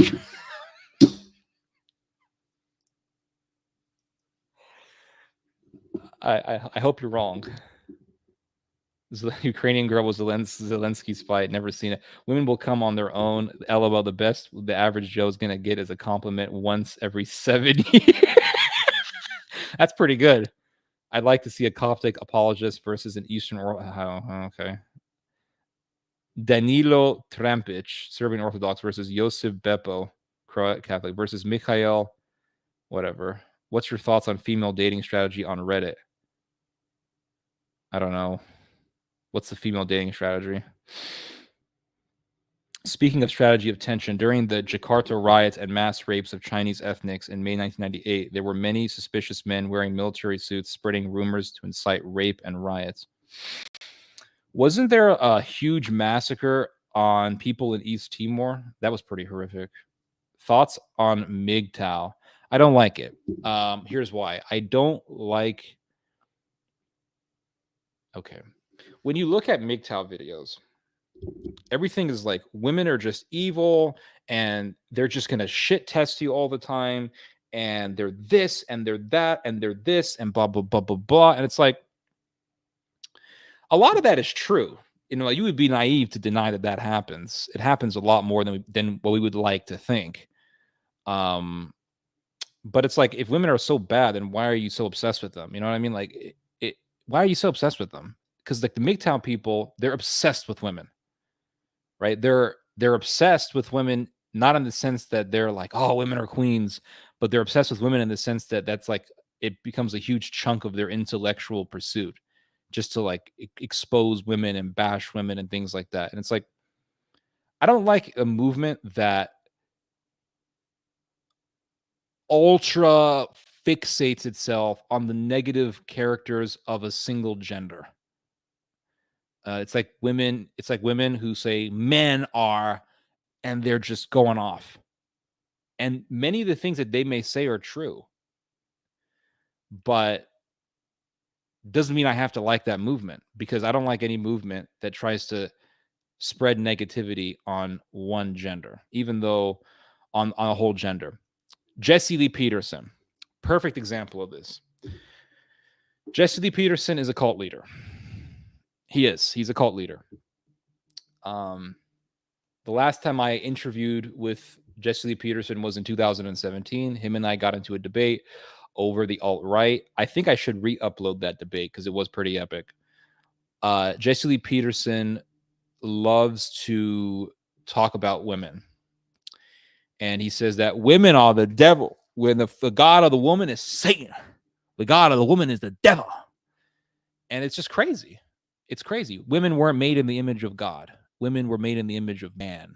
So women, like, he just talks about how satanic women are. It's almost Islamic, his rhetoric. And it's sickening, to be honest with you. It's just sickening. He's a cult leader. He tells people basically not to read the Bible. You got to listen to the kingdom of God within. It's new agey. He rejects the Trinity. He says that Jesus is not God. He says that that he doesn't sin. I don't sin. And that's just a way to flex in front of his followers. Oh, I don't sin. You can be like me. Follow me. I don't sin. It's just a way to one up his audience, to make put himself in this morally superior position. Like, Jesse Lee Peterson is a cult leader. He has numerous trappings of a cult leader.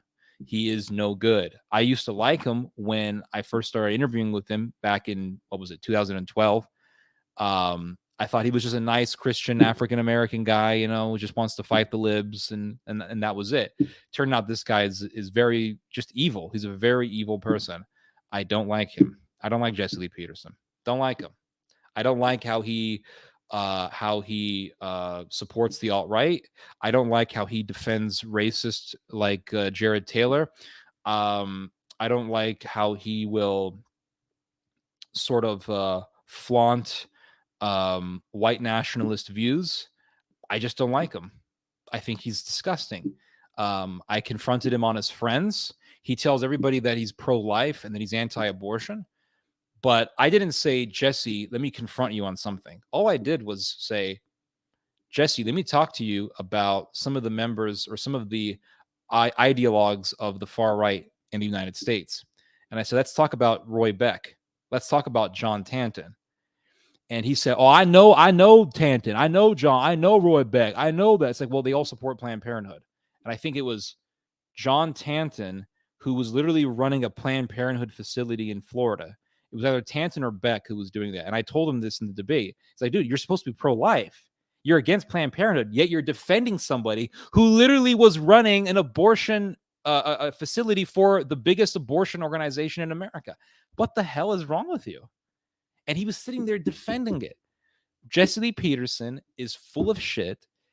I wouldn't be surprised if he's just there to be a strategy of tension, or he's a provocateur at best. That's all this guy is. He's no good. This guy's no good.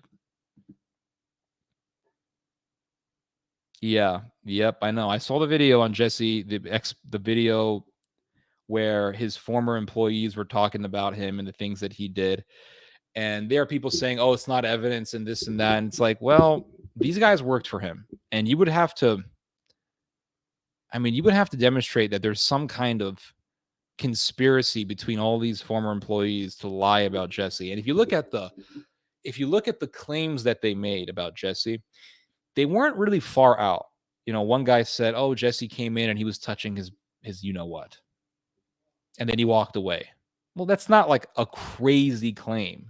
If somebody wanted to lie and be like, yeah, Jesse's so evil, I don't know, you would say something like, Jesse spiked my drink and raped me or something.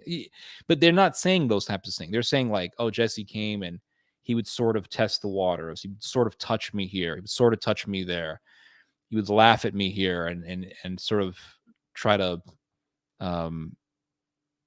groom me a little bit here and there. It wasn't anything that crazy, which leads me to suspect that these guys aren't lying. Petter, yeah. I know you ain't fond of Church Mill, but their video on J.L. Peterson, that's what I'm saying, yes. Apparently likes, yep. Jesse Peterson was exposed. Yep, I saw it. Reminds me of a non-midget Beetlejuice. Thoughts on Lee Elder? I guess he's okay. I never really looked at him seriously. I don't trust any group or movement that defines itself by its enemy. Yes, thank you, Rusty. You asked me what I thought about you. You are good at summing up ideas in short statements. Yes, what you just said summed up everything that I was trying to say. Movements that define themselves as their enemies.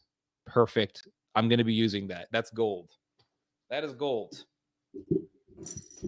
A toast to Rusty for his superior intellect.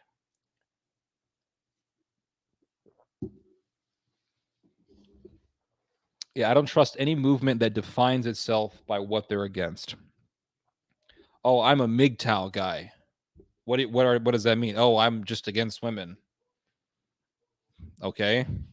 That's stupid. You're going against the whole gender. Women make men less selfish. Yeah, well, especially when you have children. I think that's when that really kicks in.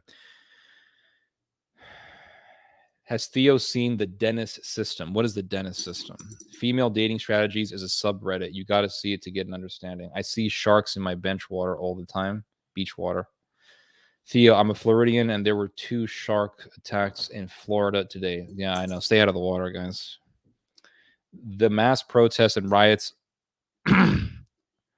forced Suharto to announce his resignation. Even today, nobody actually knows who were behind the riots, although there are suspicions that intelligence involved. I would not be surprised at all. I have to look more into it, though. I've never really studied this. Some women are terrible. Some women are okay. Some women are Albanian and will get you an armed conflict with their whole family, which includes 5 brothers and 37 male cousins. That's funny. Women will come on their own. LOL. The best. Oh, I already read this. Rusty, a doctor, we can place our health safety. Toast to Rusty Shackleford. Ever since I was young, I was good at taking what someone has said and defining it in a sense or analogy. Well, that's a gift. That that takes some unique brain wiring. So you should. I don't know. That's really good. That's a really good thing. Maybe, hopefully, it'll help you when you're a doctor. I was never scared of the water until 2 years ago. I heard you explain why, and then I started seeing sharks at my beach, and I had a shark encounter. And so, dude, I'm telling you, there's a reason why you feel fear. Your body is telling you, Rusty, what the hell are you doing? Get the hell out of here. It's like people, climbing cliffs. It's not safe. It's very dangerous. I would stay out of the ocean. I would not get in the ocean. Watch it from a distance. It looks nice. Maybe have dinner on the beach, but to get on the ocean, that is some scary shit, guys. That is horrifying. Yes, swimming in the ocean is scary. Yeah. Rusty's book of trusty ideological aphorisms. Brilliant. What type of doctor are you going to be? Okay. MGTOW, the movement that copied its ideas from the weeb community. I first began to notice this woman thing, like this woman hatred thing, in 2009 is when I first began to notice it. Kind of, sort of. Yes, actually. I started in the early 2010s. I started going online and looking into the dating world. And I started reading through all these different articles and watching these different YouTube videos on women. And all these guys were saying, oh, women, they're this, and they'll shit test you, and they'll play mind games with you, and blah, blah, blah, blah. And then I actually started asking women out, and I found out that all the things that I was hearing about women were absolutely true. They're all true. Like women playing mind games, shit testing, trying to make you feel jealous, ignoring you. All these things are true. They're all true, 100%. I just don't really see why we should obsess ourselves over it so much. I don't see why. It's like, if it's that bad, then we should just say, okay, who cares? That's it. I don't see why you should waste your time on the subject so much. Or any call-ins today. Well, nobody's ever offered, so who wants to call in? Give me your comment, or hopefully Heather Green doesn't pop up about talking about killing old people.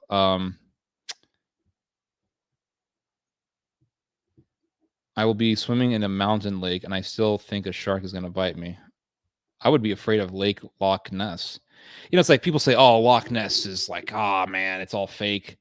I'm thinking, like, if I went to Lake Loch Ness, would I swim in that water? Hell no. F no. I wouldn't swim in that water. Because who knows? Maybe there is the Loch Ness monster in there. Try psychiatry. Rusty, we need good ones nowadays. To be honest, in the fields of medicine. Blah, blah, blah, blah, blah. I'd be afraid of flesh-eating bacteria. Oh, hell yes. That's a very real thing. All right, guys. It's been almost 2 hours, so let's get into music. Musical recommendations, suggestions. Guys, throw them at me. Chopo has actually called in on this show several times, so yeah. Women being nasty. That's old news. As old as the human race. Yep. A perfect circle. So long and so thanks for all the fish. Oh, a perfect circle. Okay. Let's listen. Let's give this a listen to. I gotta get ad blocker back on because this is. I turned my ad blocker off so I could read some articles, and then it's like I can't watch a YouTube video without the stupid ad blocker popping up. I can't do screen sharing because YouTube will get me on a copyright. So what was the song? A Perfect Circle? A Perfect Circle. What's the name of this? What's the whole? So Long?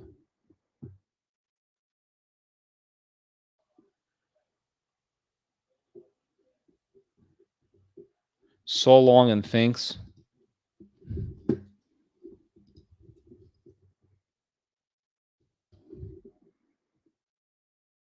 So Long and Thanks for All the Fish. Perfect Circle is a decent band. I think they're better than Tool. Oh, I just hit the wrong button. Let's listen to this.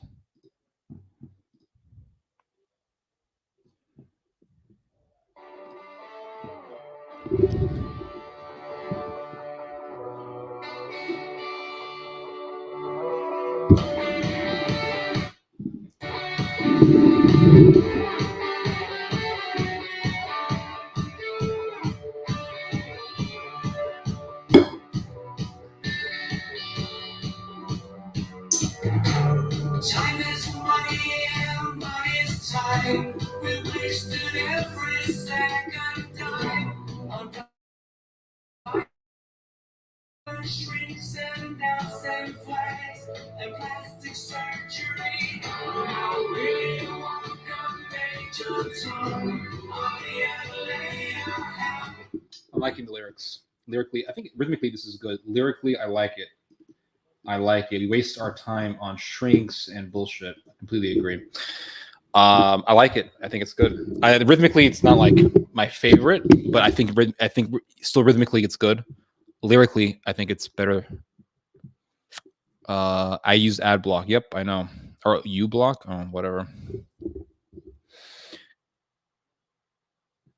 Kraftwerk Voice of Energy. Okay, let's try this out. Kraft Voice of Energy. 55 seconds.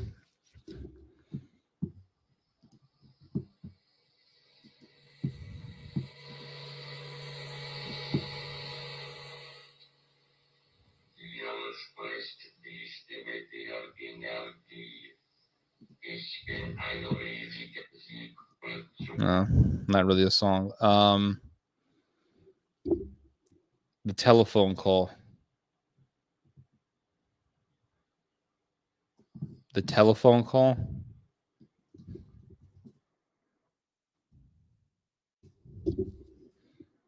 2.1 million views.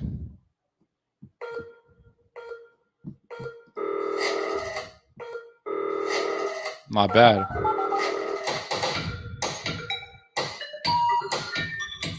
number you have reached has been disconnected. I like it. I'm getting kind of like a Depeche Mode type vibe.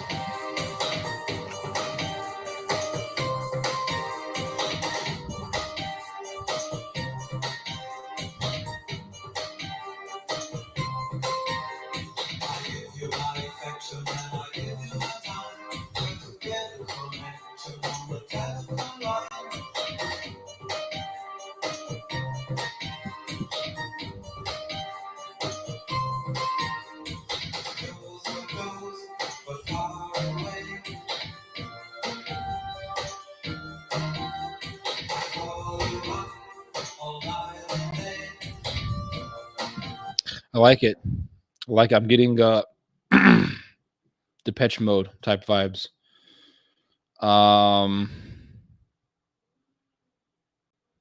Fall into Sleep by Mudvayne.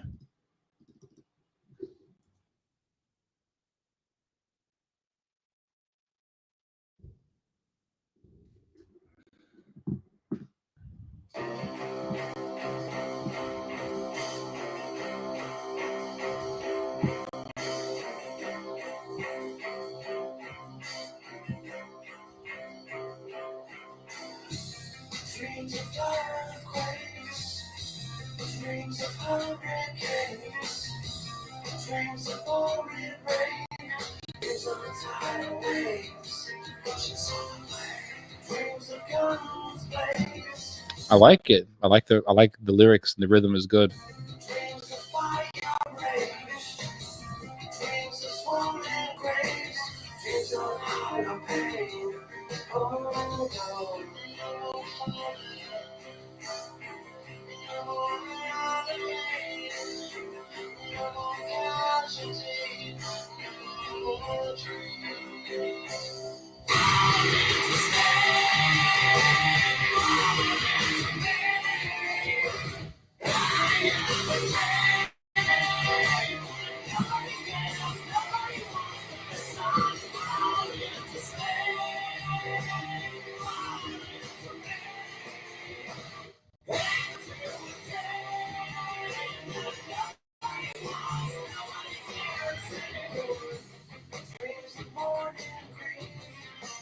I like it.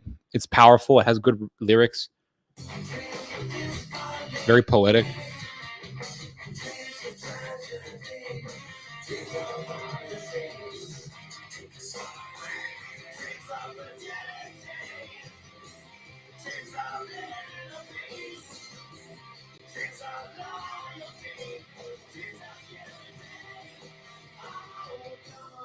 I like it.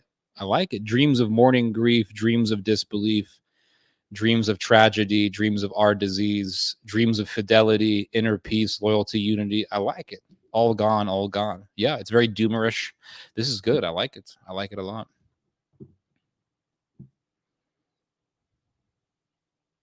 Telman, Eismek. Oh, we're getting into Baroque music here. Telman. Okay.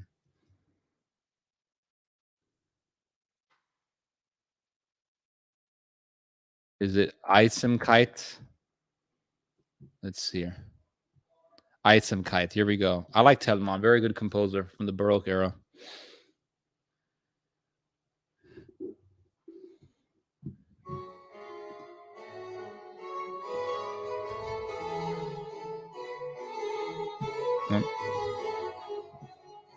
It has that Baroque feeling that immediately takes your mind into some palace bowl party.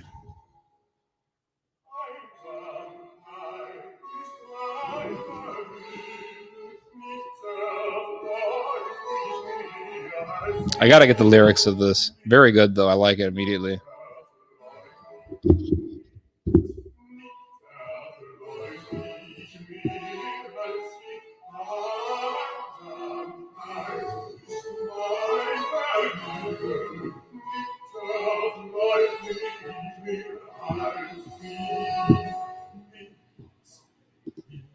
I like it. It has a very nice Baroque feeling to it. It's elegant, it's smooth, it's Baroque. What's there not to like? I mean, Baroque is a very beautiful form of music. You know, it's much better than classical, much better than romantic. What happened to all the women on the stream? They all disappeared. True. I don't know. Maybe we scared them off. Do you think MGTOW is just a phase for some men? Yes, I do. I think a lot of those. I mean, how could you say if a girl likes you, are you going to be MGTOW? Really? If a girl really loves you, are you going to be MGTOW? I mean, come on. Yeah, I agree. Absolute Space Coupe. Absolute Space.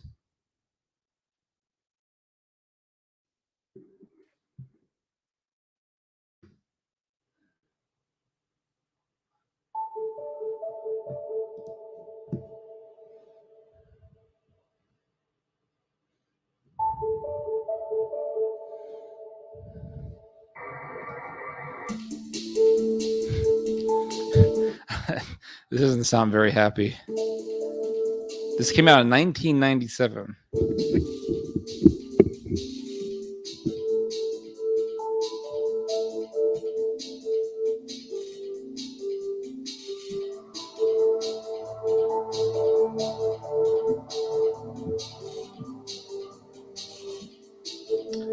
Sounds like a good video game. Sounds like something you would hear on Metroid Prime. Do you think we should legalize hookers? Should we legalize it? I don't think we should legalize it, but I understand that in order for that to actually be applicable, you have to have a healthy society. So we don't live in a healthy society, so it's kind of inevitable this is going to happen. Do you remember that Russian song that had the lyric Bernice? Yes, I do. Bernice, Bernice, Bernice, Bernice, nada, nada, nada. Yes, there is. Beautiful Belarusian song. Repeating, I've been trying to find the video where you play it. Yes, I will put it in the chat for you. Hold on, let me see. Let me see if I can. Oh goodness, leave me alone.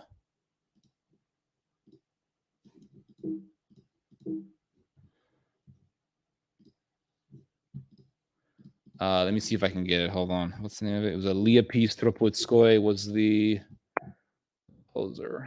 Let me see if I can find it here. Hold on. By the way, that band is brilliant.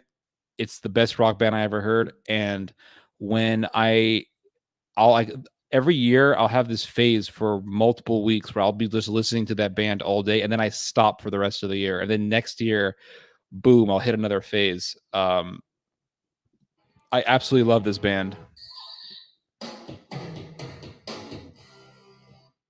They're from Belarus. Not this one. This is the one. So this is your song. So let's get the song. Let me see. I'm gonna put the link in there for you so you can get the song. A very pretty song. Bernice, Bernice, Bernice, na na na na na Bernice. Yes, I know.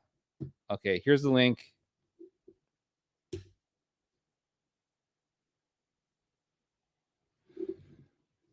So there's the link. You have the link to the video. Save the song. There you go.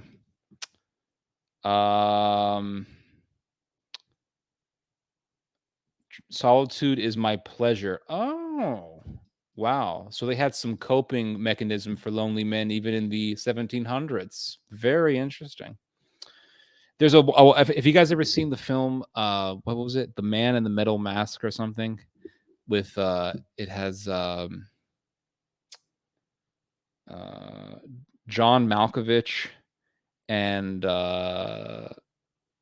Leonardo DiCaprio are in it. And there's a wonderful scene where John Malkovich gets a visit from his friend, and he says, "D'Artagnan, how are you doing?" And then he says, "D'Artagnan only drinks the finest of wines." And then D'Artagnan is like, "I'm here to inform you that your son has been sent to the front lines."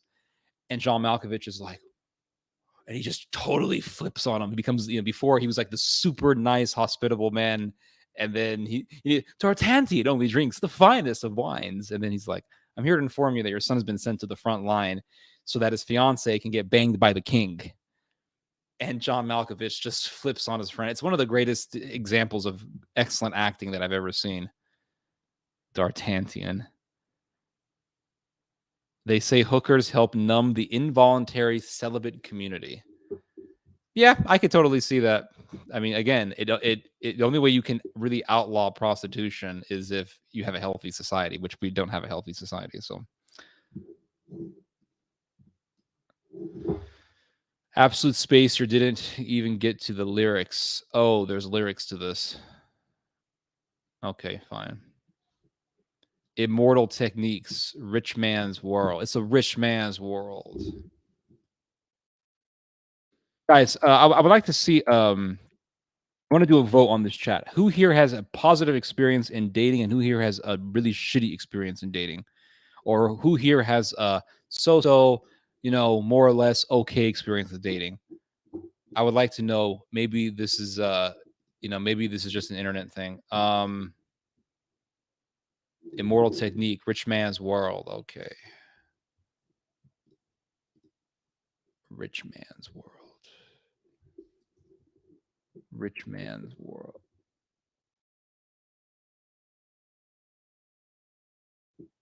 Okay, let's give this a listen.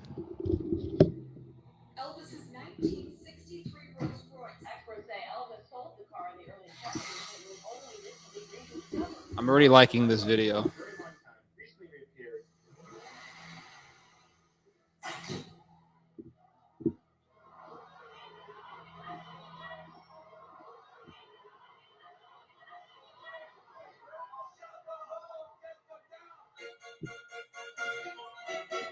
to get up and howl about America and democracy. There is no America. There is no democracy. You don't want to live in a world of nations and ideology. The world is a college of corporations. Interesting sociological observation. The world is a business. I have chosen you to preach this election. After my day, living in America overseas, pension for the workers, nigga, please. Embezzlement, etiquette, private settlement. I'm better with Confederate rhetoric from my mansion in Connecticut. So close to get cold out of tenement. Funny, it's funny. I'm not a crazy fan of the music, but it's funny. I don't think it's Bernice, but Vernice, which sounds like which means return. You're absolutely correct. Yes, that's what the lyric says. Return. Yes, come back to me.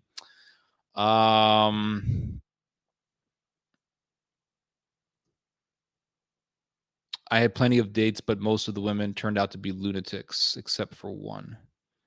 We met in community college in psych class, and she is a great dancer, so it's going great so far. Oh, that's okay.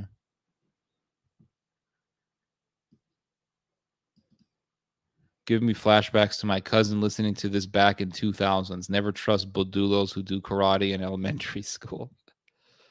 Also, I don't think it's... Okay, I already read this. Oh, you sent me some music. Okay, hold on.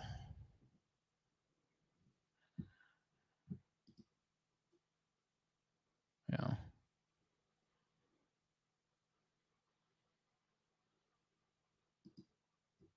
Let's see here.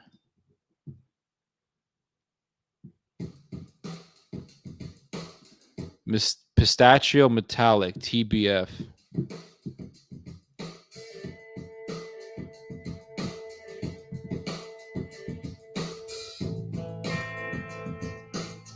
Not bad. I like it.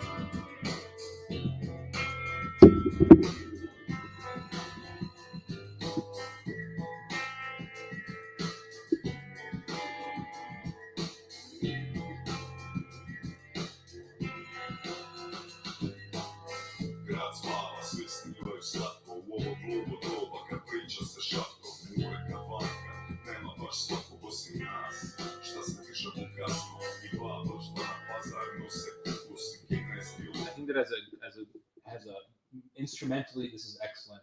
The rap, not too crazy about, but instrumentally, it's very good.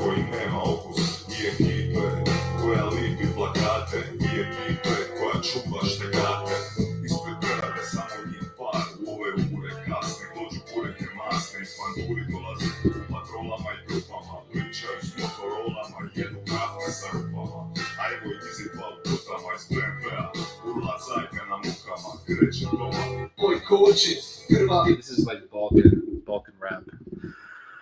Let's see, what else you guys got? Annihilation OST, The Alien. I seen the film. I thought it was okay. SDDX Genesis. It has a slow but good build up.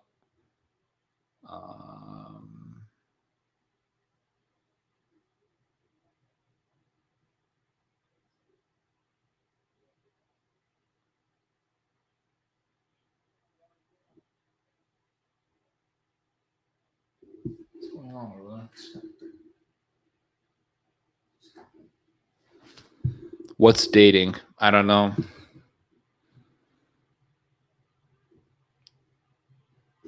SDDX Genesis.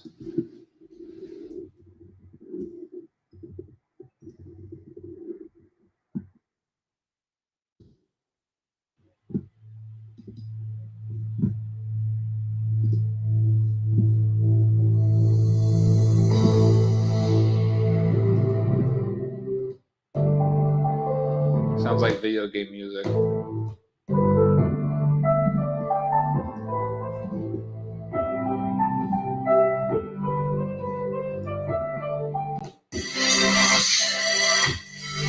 Very techno-y, very like European.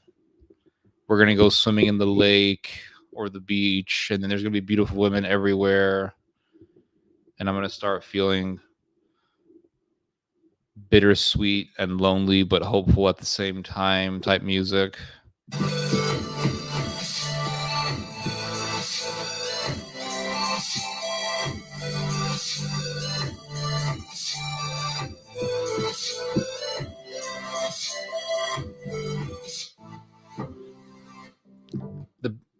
One of the masterpieces of electronic music that I ever heard was a song called Delirium, and it was an absolute masterpiece. 10% good dates, 90% rates of rejection. Even in Indonesia, I thought Indonesian women were pretty marriage oriented. I could be completely wrong though. I don't live there, so I'm going by the internet meme stereotype here. Oh, Asian women are better than American women, man. La llegada. La llegada. It's a movie? This is a movie, my friend. So, what's the song? Dating experience, the same as mine.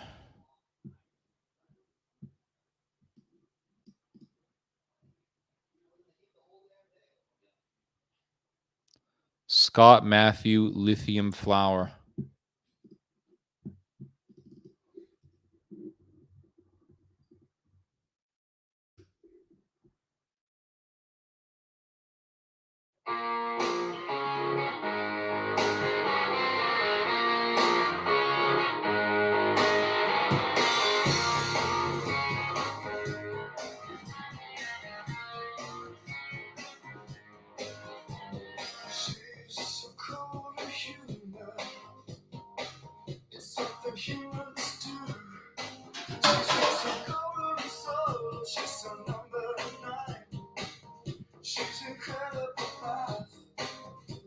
It's okay.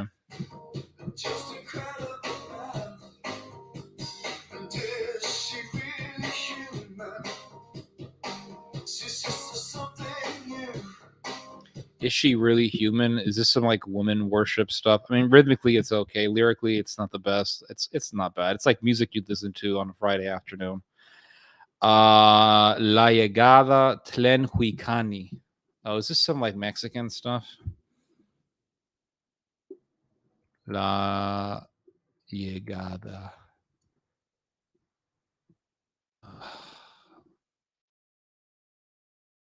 Hold on. What's the name of this?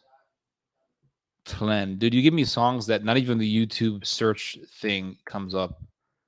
Usually a song comes up on the search box. This doesn't even come up on it doesn't even scroll down. How do you find these songs? Oh, this is like some real old school San Haracho music. Is this from the Yucatan Peninsula?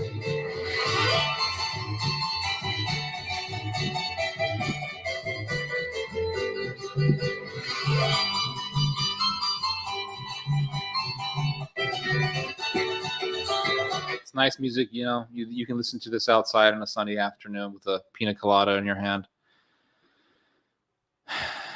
That beer is called Fat Tire because it makes you PSI. What's PSI?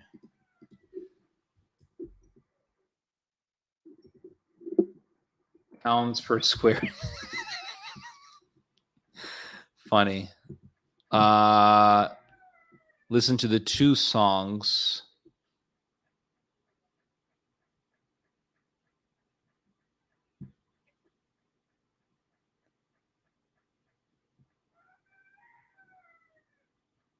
Okay, there's a second song that Chopo has for me.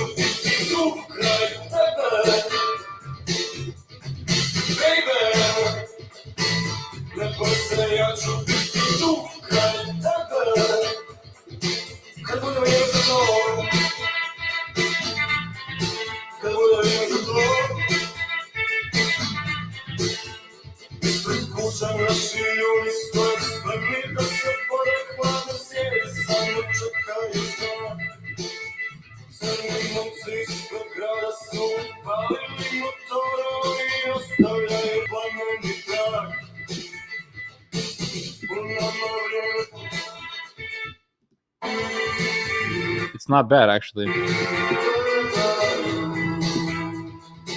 Not bad. It has that nice sort of Soviet sort of sound. It's nice. I know Yugoslavian.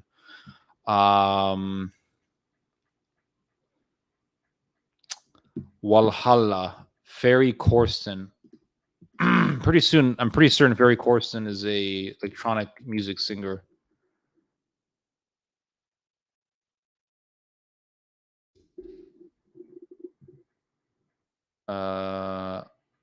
Walhalla. Is this Middle Eastern or Scandinavian?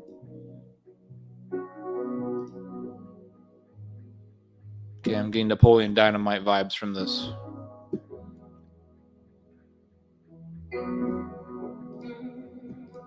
Oh goodness, no. Oh god, this is like some 1990s stuff. Oh, this is nice.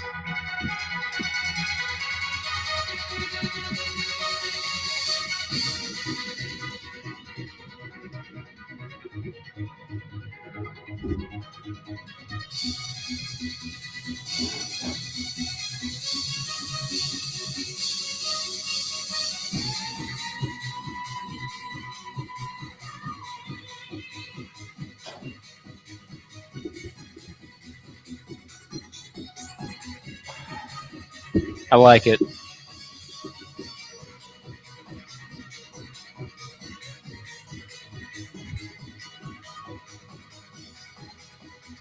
I like it. This is nice.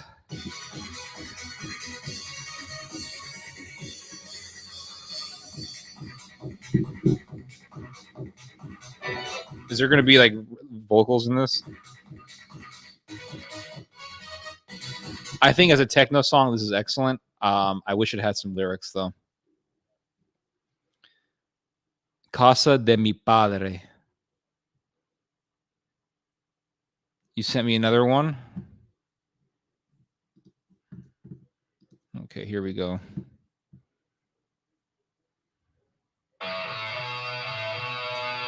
Zlato. This is like a typical Balkan word.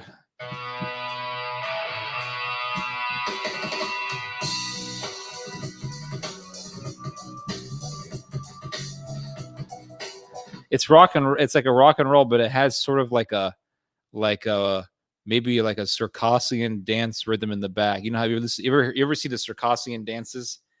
The drum beat in the background kind of reminds me of that.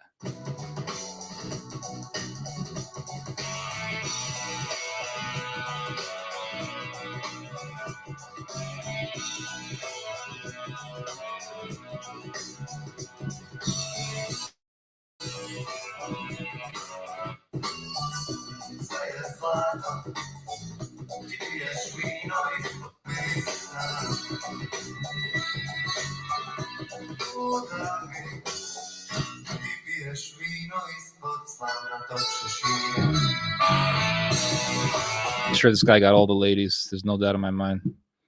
Whoever sang this was swimming in vagina in love. Sorry, I meant love. Love, not lust, love. Because we all know that women are more capable of love than men. Let me see here. Hold on. Diabolic, Megadeth. Oh no, not Megadeth. I was watching Hell Across the Border a while back, and a song playing about halfway through reminded me of the song Yo No Sé from La Casa de Mi Papa. Let me look this up here. Hold on. Yo no sé la casa de mi papa. Yo no sé casa de mi papa. La barana na la tara.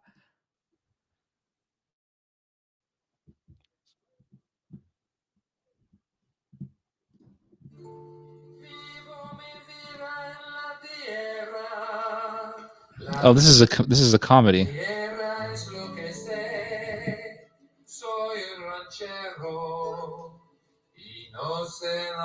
That's funny. Nice rhythm. Yeah, the singer of this Croat song, that guy was getting so many ladies, dude. There's no doubt. There's no doubt. He could beat Donald Trump with this music. The Builders and the Butchers, Bringing Home the Rain. Hold on. Somebody recommended to me some other things. Megadeth will be back. This is going to be some glamour rock stuff. Megadeth will be back. Oh, let's try this out.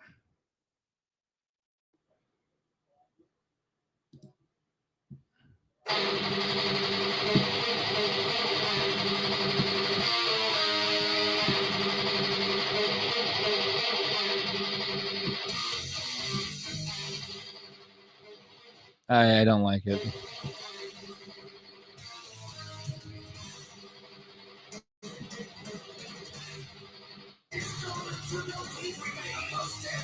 Sucks. Garbage. Don't like it. I don't like it.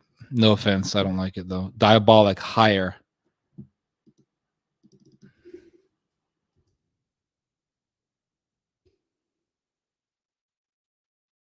I think you recommend.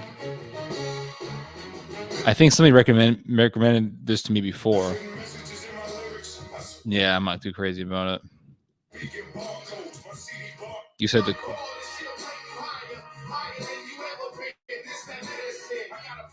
very East Coast. This is like East Coast rap. I can just tell by the style.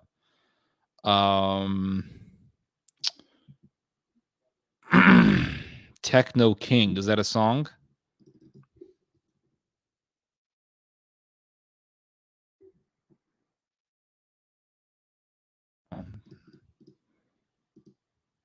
FC Kahuna, Glitter Ball.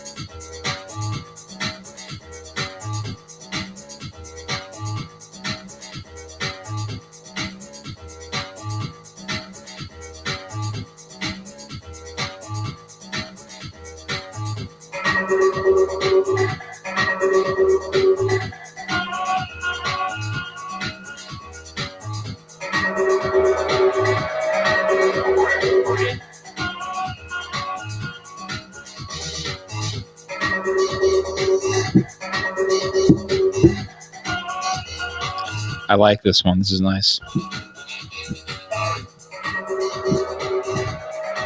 It sounds like it's from The Matrix.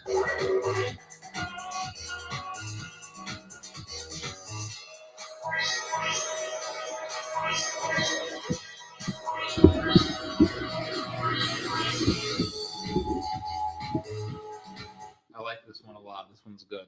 This one's good. Fro Welt.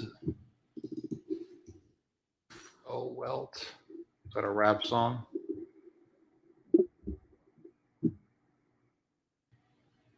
Austrian medieval music. Oh, okay.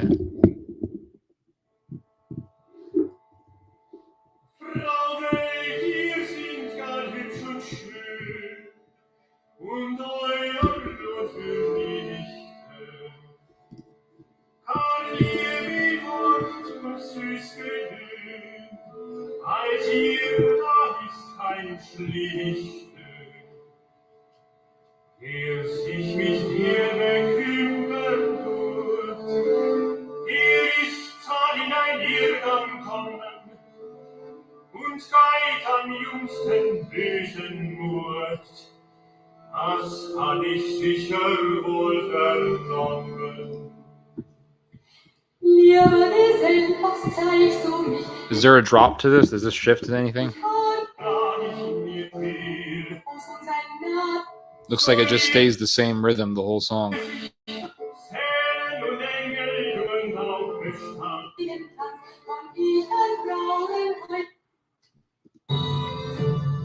That's the drop right there. That's the solo.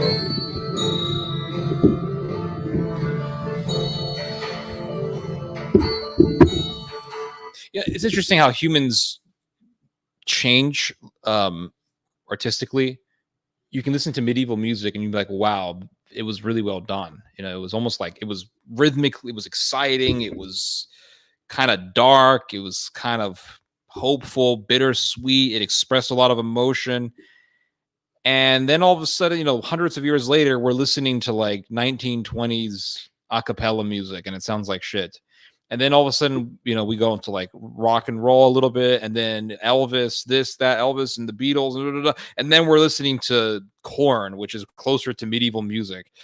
So it's very interesting how it's like we naturally go back to this wild way of making music, and we will try to sort of civilize ourselves by listening to things like some crap from the 20s, but we always go back to that dreamy and wild expression.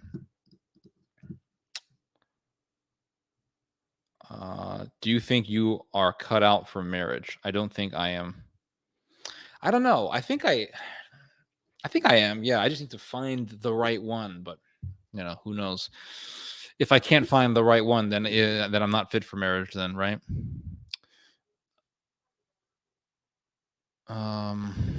What else do we guys have?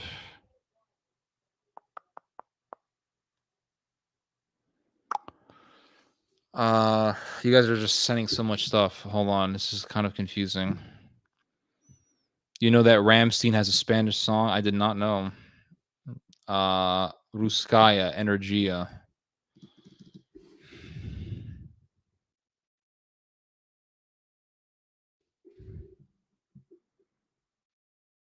$18 million views for this.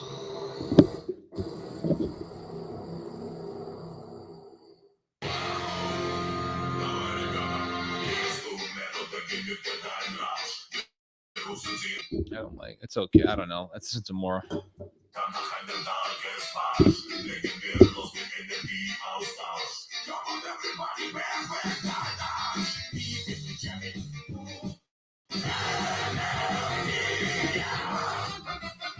I don't like it. Too chaotic.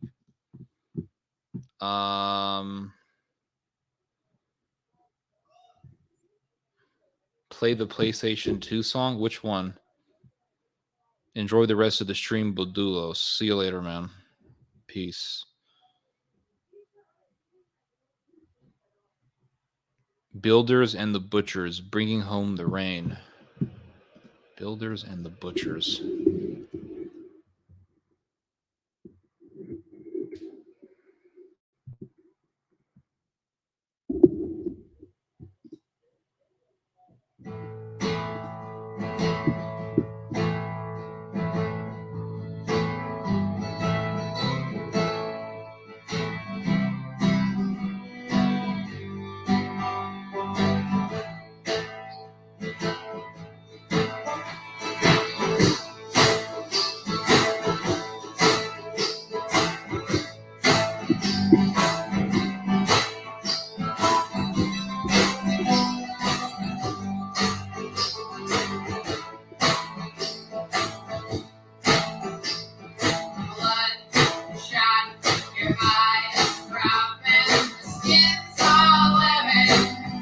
Not bad.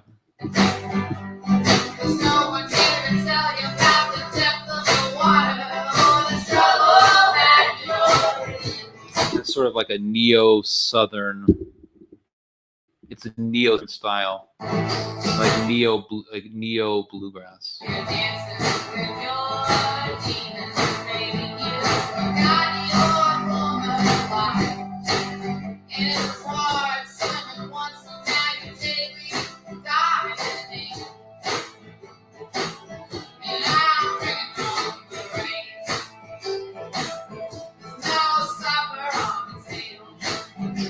I like it. It's nice.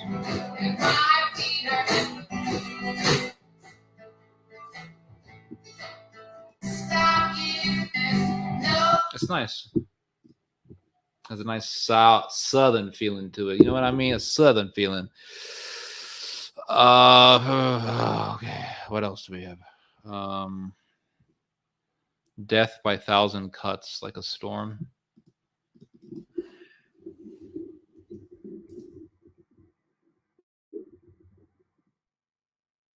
Taylor Swift.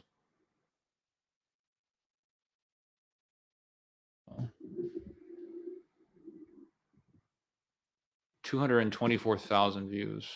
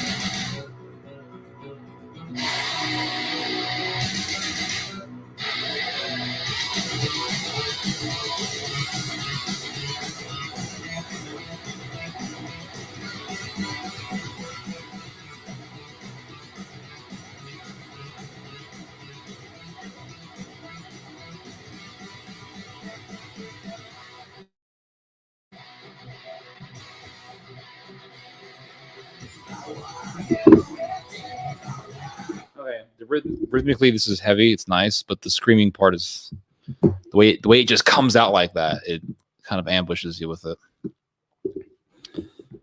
But can you play the part with the lyrics? I want to get your. Okay, let's do this. Hold on. What was it called? Absolute Space. Okay, hold on.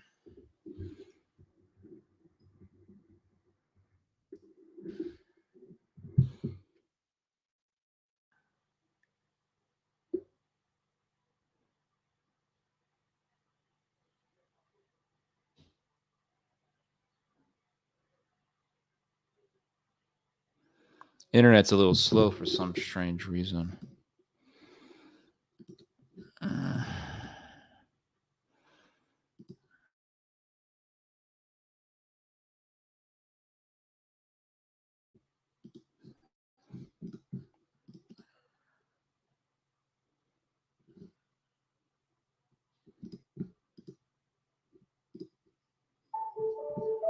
Okay, there's a.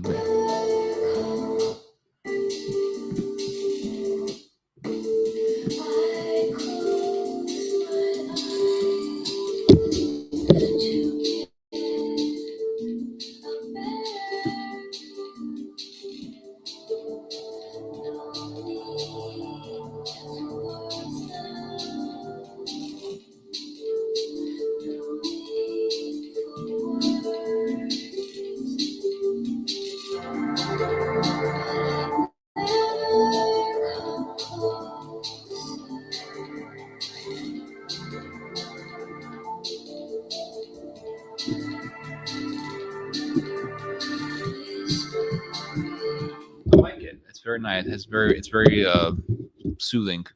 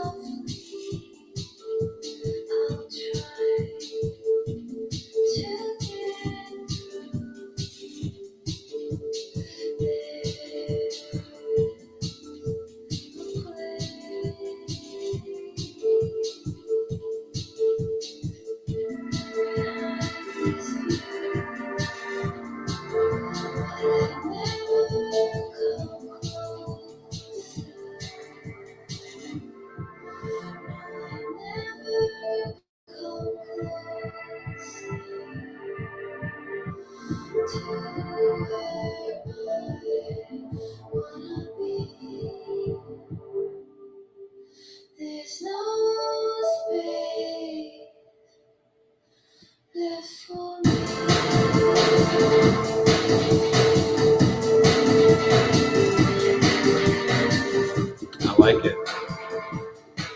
You've completely changed my mind on this. I want to save this song. But the singing is very good. What else do we have? How's your friend with cancer? He's actually doing better. He is definitely getting better. It's just that every time I date women, they usually support the sodomite agenda. I had one girl who claimed she was conservative, but stopped talking to me because I don't support the LGBTQ stuff. Welcome to my life. This is 100% accurate. I completely believe you. It's a very lonely world, you know. Astronoid eyes.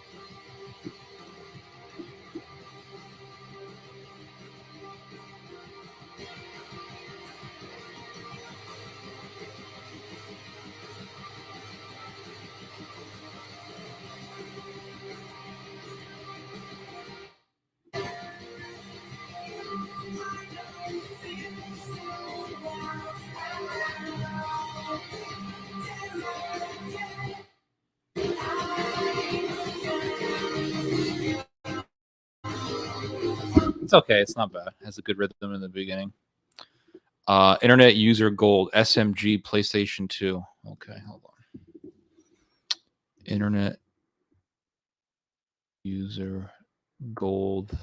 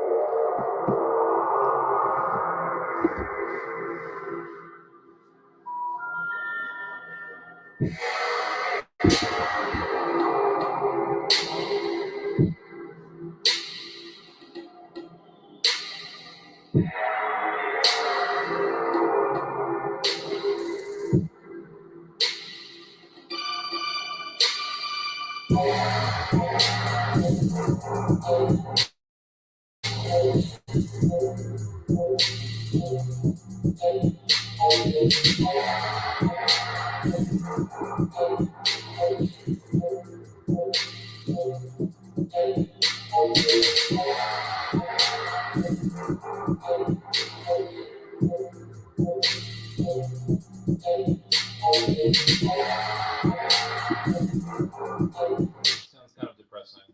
A little depressing, a little dark. Do you think you'll ever grow bored with music? Like you've heard it all before? No, never. Never. One thing I've noticed about music is you can hear a song to death, and then you're like, okay, I've heard the song to death. That's enough. And then you stop playing it. And you can go on not listening to that song for years. And then all of a sudden you'll hear the song on the radio or the store, or one day you hear it in a video game, or YouTube has it on your recommended, and you click on it, and it's like all the feelings that you had when you first heard the song multiplied by 10. So you can never really get tired of music, because I think your soul needs music just like the body needs oxygen. It's vital for us.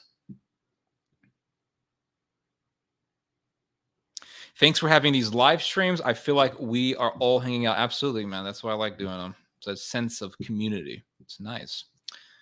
What else? It's a nice way to end the week. Absolutely, I agree. Did I get the number and song of the night so far? I think so. We never heard anything more about him, so I was wondering about his friend. Oh yeah, I appreciate that. Foolish Heart by Nina.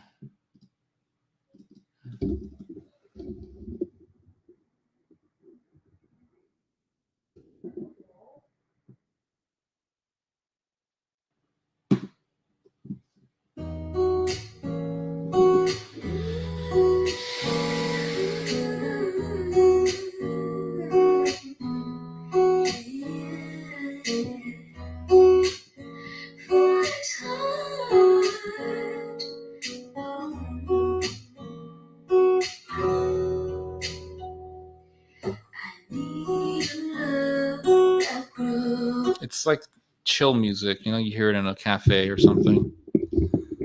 It's okay.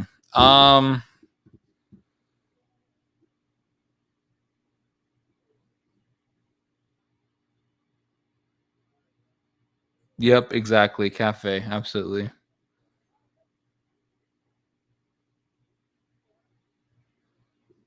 Here is a plan. When and if we could plan a real get together somewhere. Maybe. Maybe. The Shira choir. I am Hashem Lo Yivne. Psalm 127 dance mix. Okay.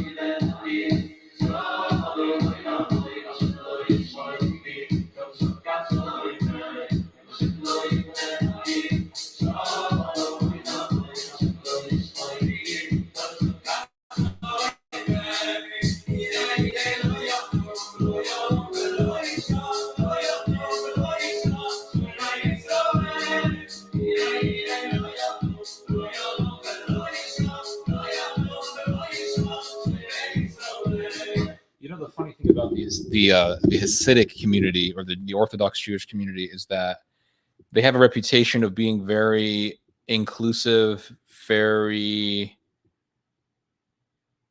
suspicious of outsiders. But I can tell you something about this because my father spoke to my father has spoken to literally thousands of Jewish events, like so many Jewish events my father has spoken at. And my dad was invited so many times to not Eastern Orthodox, to Jewish Orthodox events, Jewish Orthodox speaking junctions and things like that. I think synagogues even. And my dad was treated so well by them.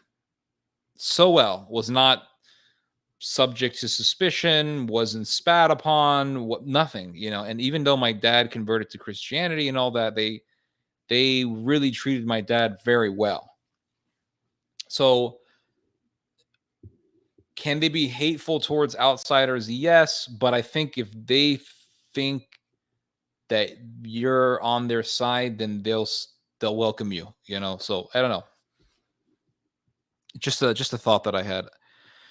What would it take for you to move to Florida? I don't know, if Texas was overran by a civil war and Florida was like a beacon of safety, I guess. I don't know. I don't think it's a good idea to meet someone here, Ted. Remember the flyer. Yeah, I know. Thea, what cuisine do you enjoy the most? That's a good question. I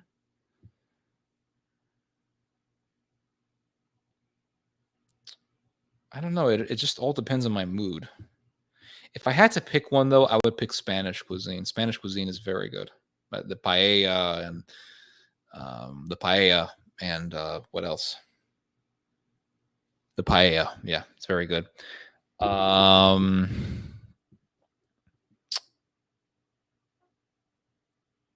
am not a nun. Okay. I don't think. Okay. Stay in Texas. Remember the lax gun laws. True.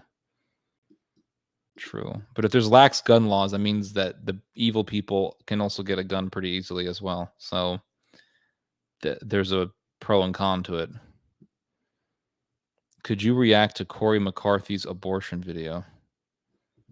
Let me see. Corey McCarthy.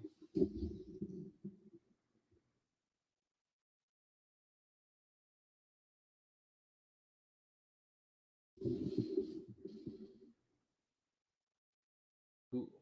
What? Hold on. Corey McCarthy.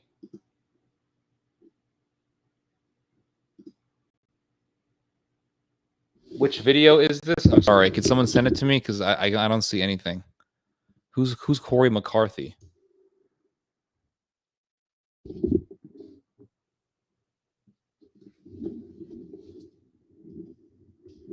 What's the title of the video? I don't know.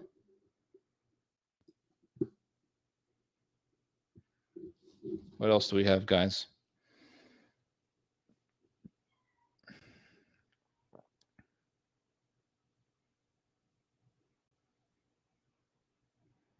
What do we got here?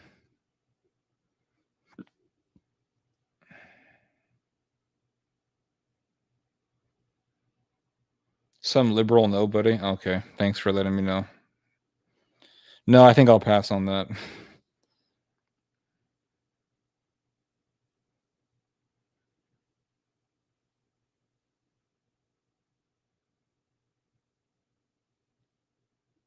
I thought the HOA in Florida are worse from what I read online. Yeah, it's because it's like dominated by a bunch of East Coast people who move there. This house has blue paint. It makes the property values go down. I don't want my property going down. Move to Havana if you like it. Blue paint. Type Corey McCarthy. He's the green YouTube icon. Corey McCarthy. Sounds really... The vegan guy? Is he vegan or something? Hey, everyone. Oh, I don't know who the hell this guy is. Abortion. One brutal argument for abortion. I'm kind of afraid to click on this because this guy gives me the creeps.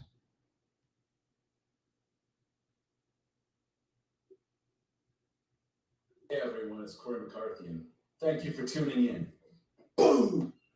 Wasn't this the guy that was married or something? Like, didn't he? Wasn't he with that girl who was promoting the alt-right stuff?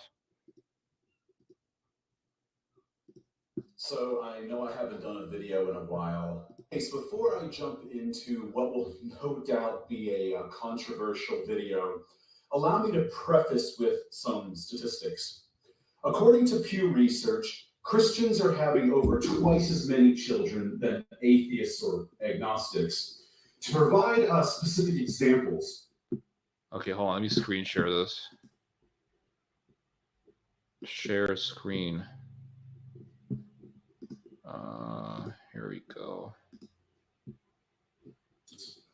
Catholics and Mormons are having 2.5 and 3.4 children per family on average, respectively. And this is versus atheists and agnostics who are having only 1.3 to 1.6 children per family on average, respectively.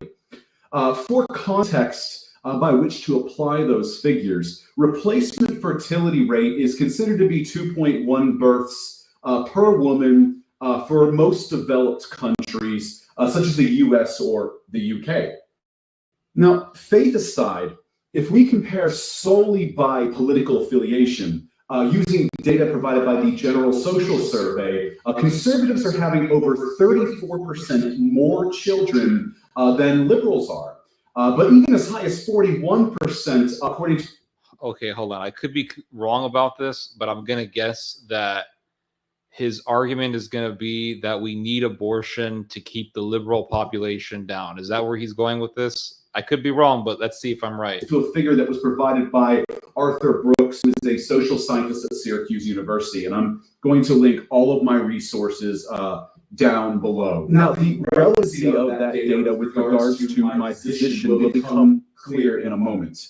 It should go without saying that as a Christian, I am opposed to abortion. However, with that being said, as a Christian, I'm opposed to abortion. However, but when somebody says however or but, what that means is whatever I said before, you can just throw it out the window. Said, I am not responsible for randoms of the public, nor do I wish to have that level of responsibility. In other words, if Jenny down the block wants to terminate her pregnancy, that has nothing to do with me, and my disapproval would very likely mean jack shit to her, nor would it likely have any impact on her decision.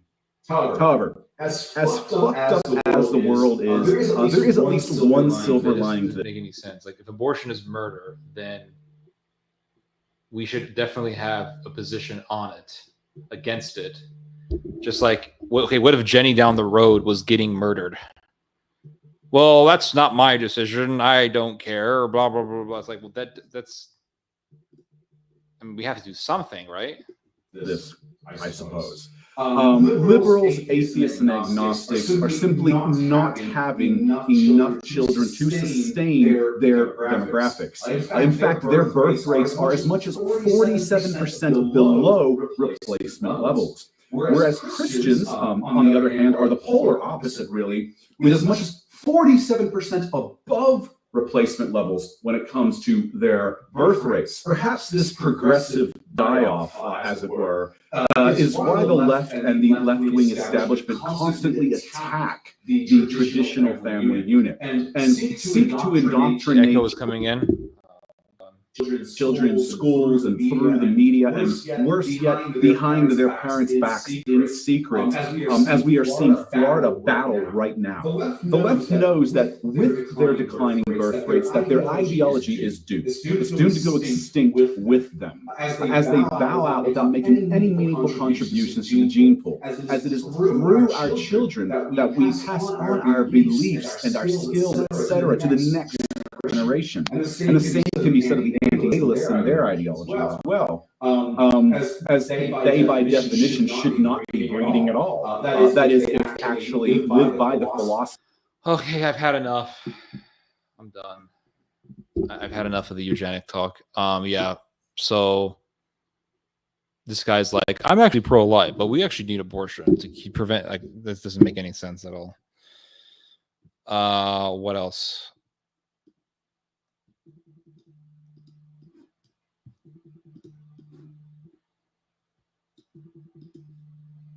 I don't like these kind of people. I'm actually pro-life. I'm against abortion, but we actually need it to stop the libs. I don't know. I'm tired of the sophistry, guys. I'm tired of the bad faith arguments. Just say you're pro-choice. Imagine a debate. I don't know. He knows where to find me. I think EAP123 just wants to start arguments. That's what he wants. He wants to start debates. I'm personally against it, but exactly. He's trying to take the middle road, but his argument fell flat when you confronted him with morality argument. Pure snake. Yeah, I know the right wing is full of these types of people. This guy is not Christian. Yep. Have you seen King of the Hill? Yes, I have many times.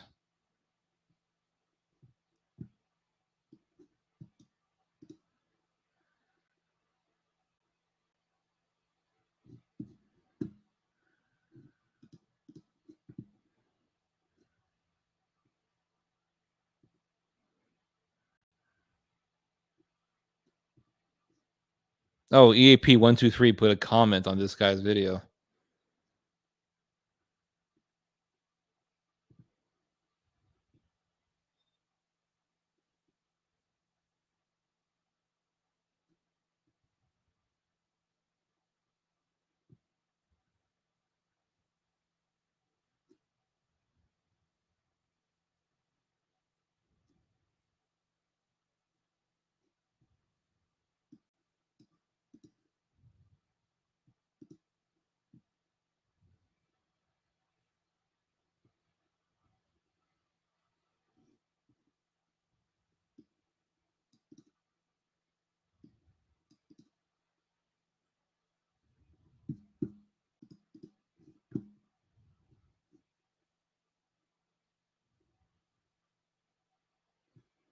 I remember reacting to a video of his because I think he has a relationship with that lady who made racist videos.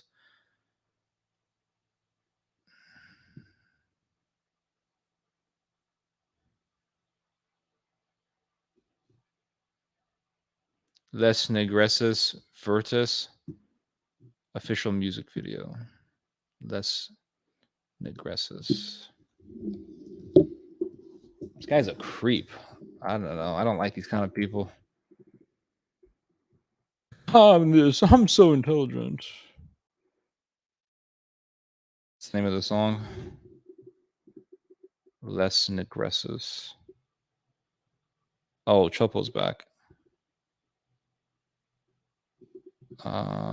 Veritas. What's the name of the song? Zobi Lamouche. Anything but listening to this creep. Please, God have mercy. What do we have?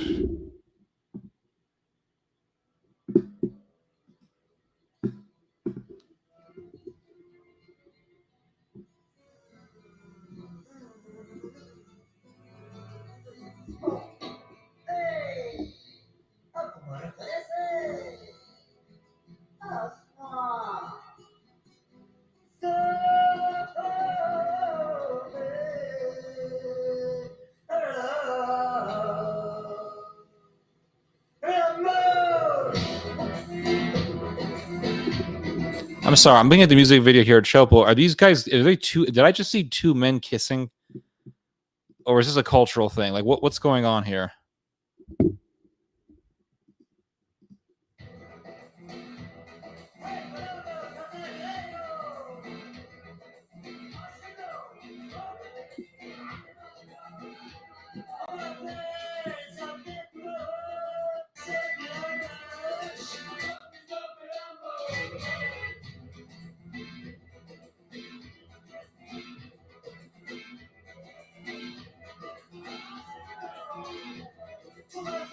Oh, I thought Chopo sent me this. Sorry, Ortho Christos. Are these two men kissing each other in the beginning of the video?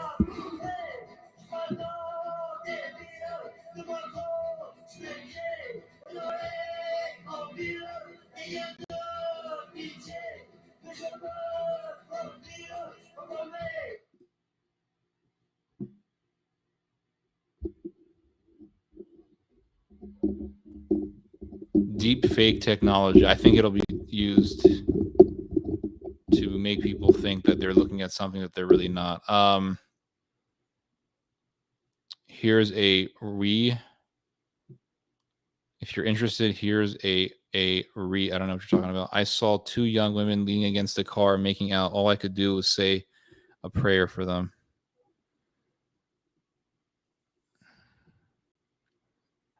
Sign that a person is a snake always presents a scientific argument, something sometimes not related to the subject. To back him up later, try to weasel it around. Yep, I completely agree. Where do you get your ideas from? Books and my own observations and articles. Just a mixture of different things.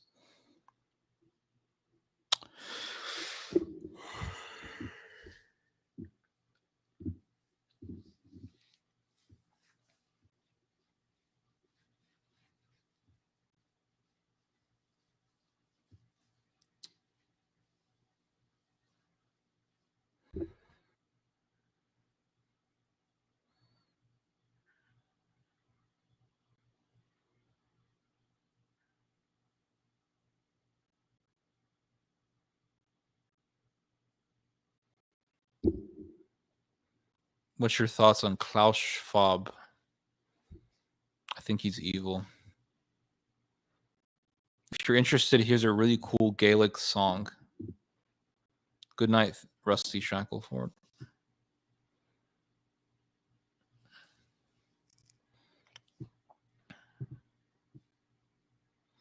All right, guys, I'm done. I'm getting tired, so I'll let you all go. Have a good weekend. God bless you guys. Peace. Yeah, see you guys later.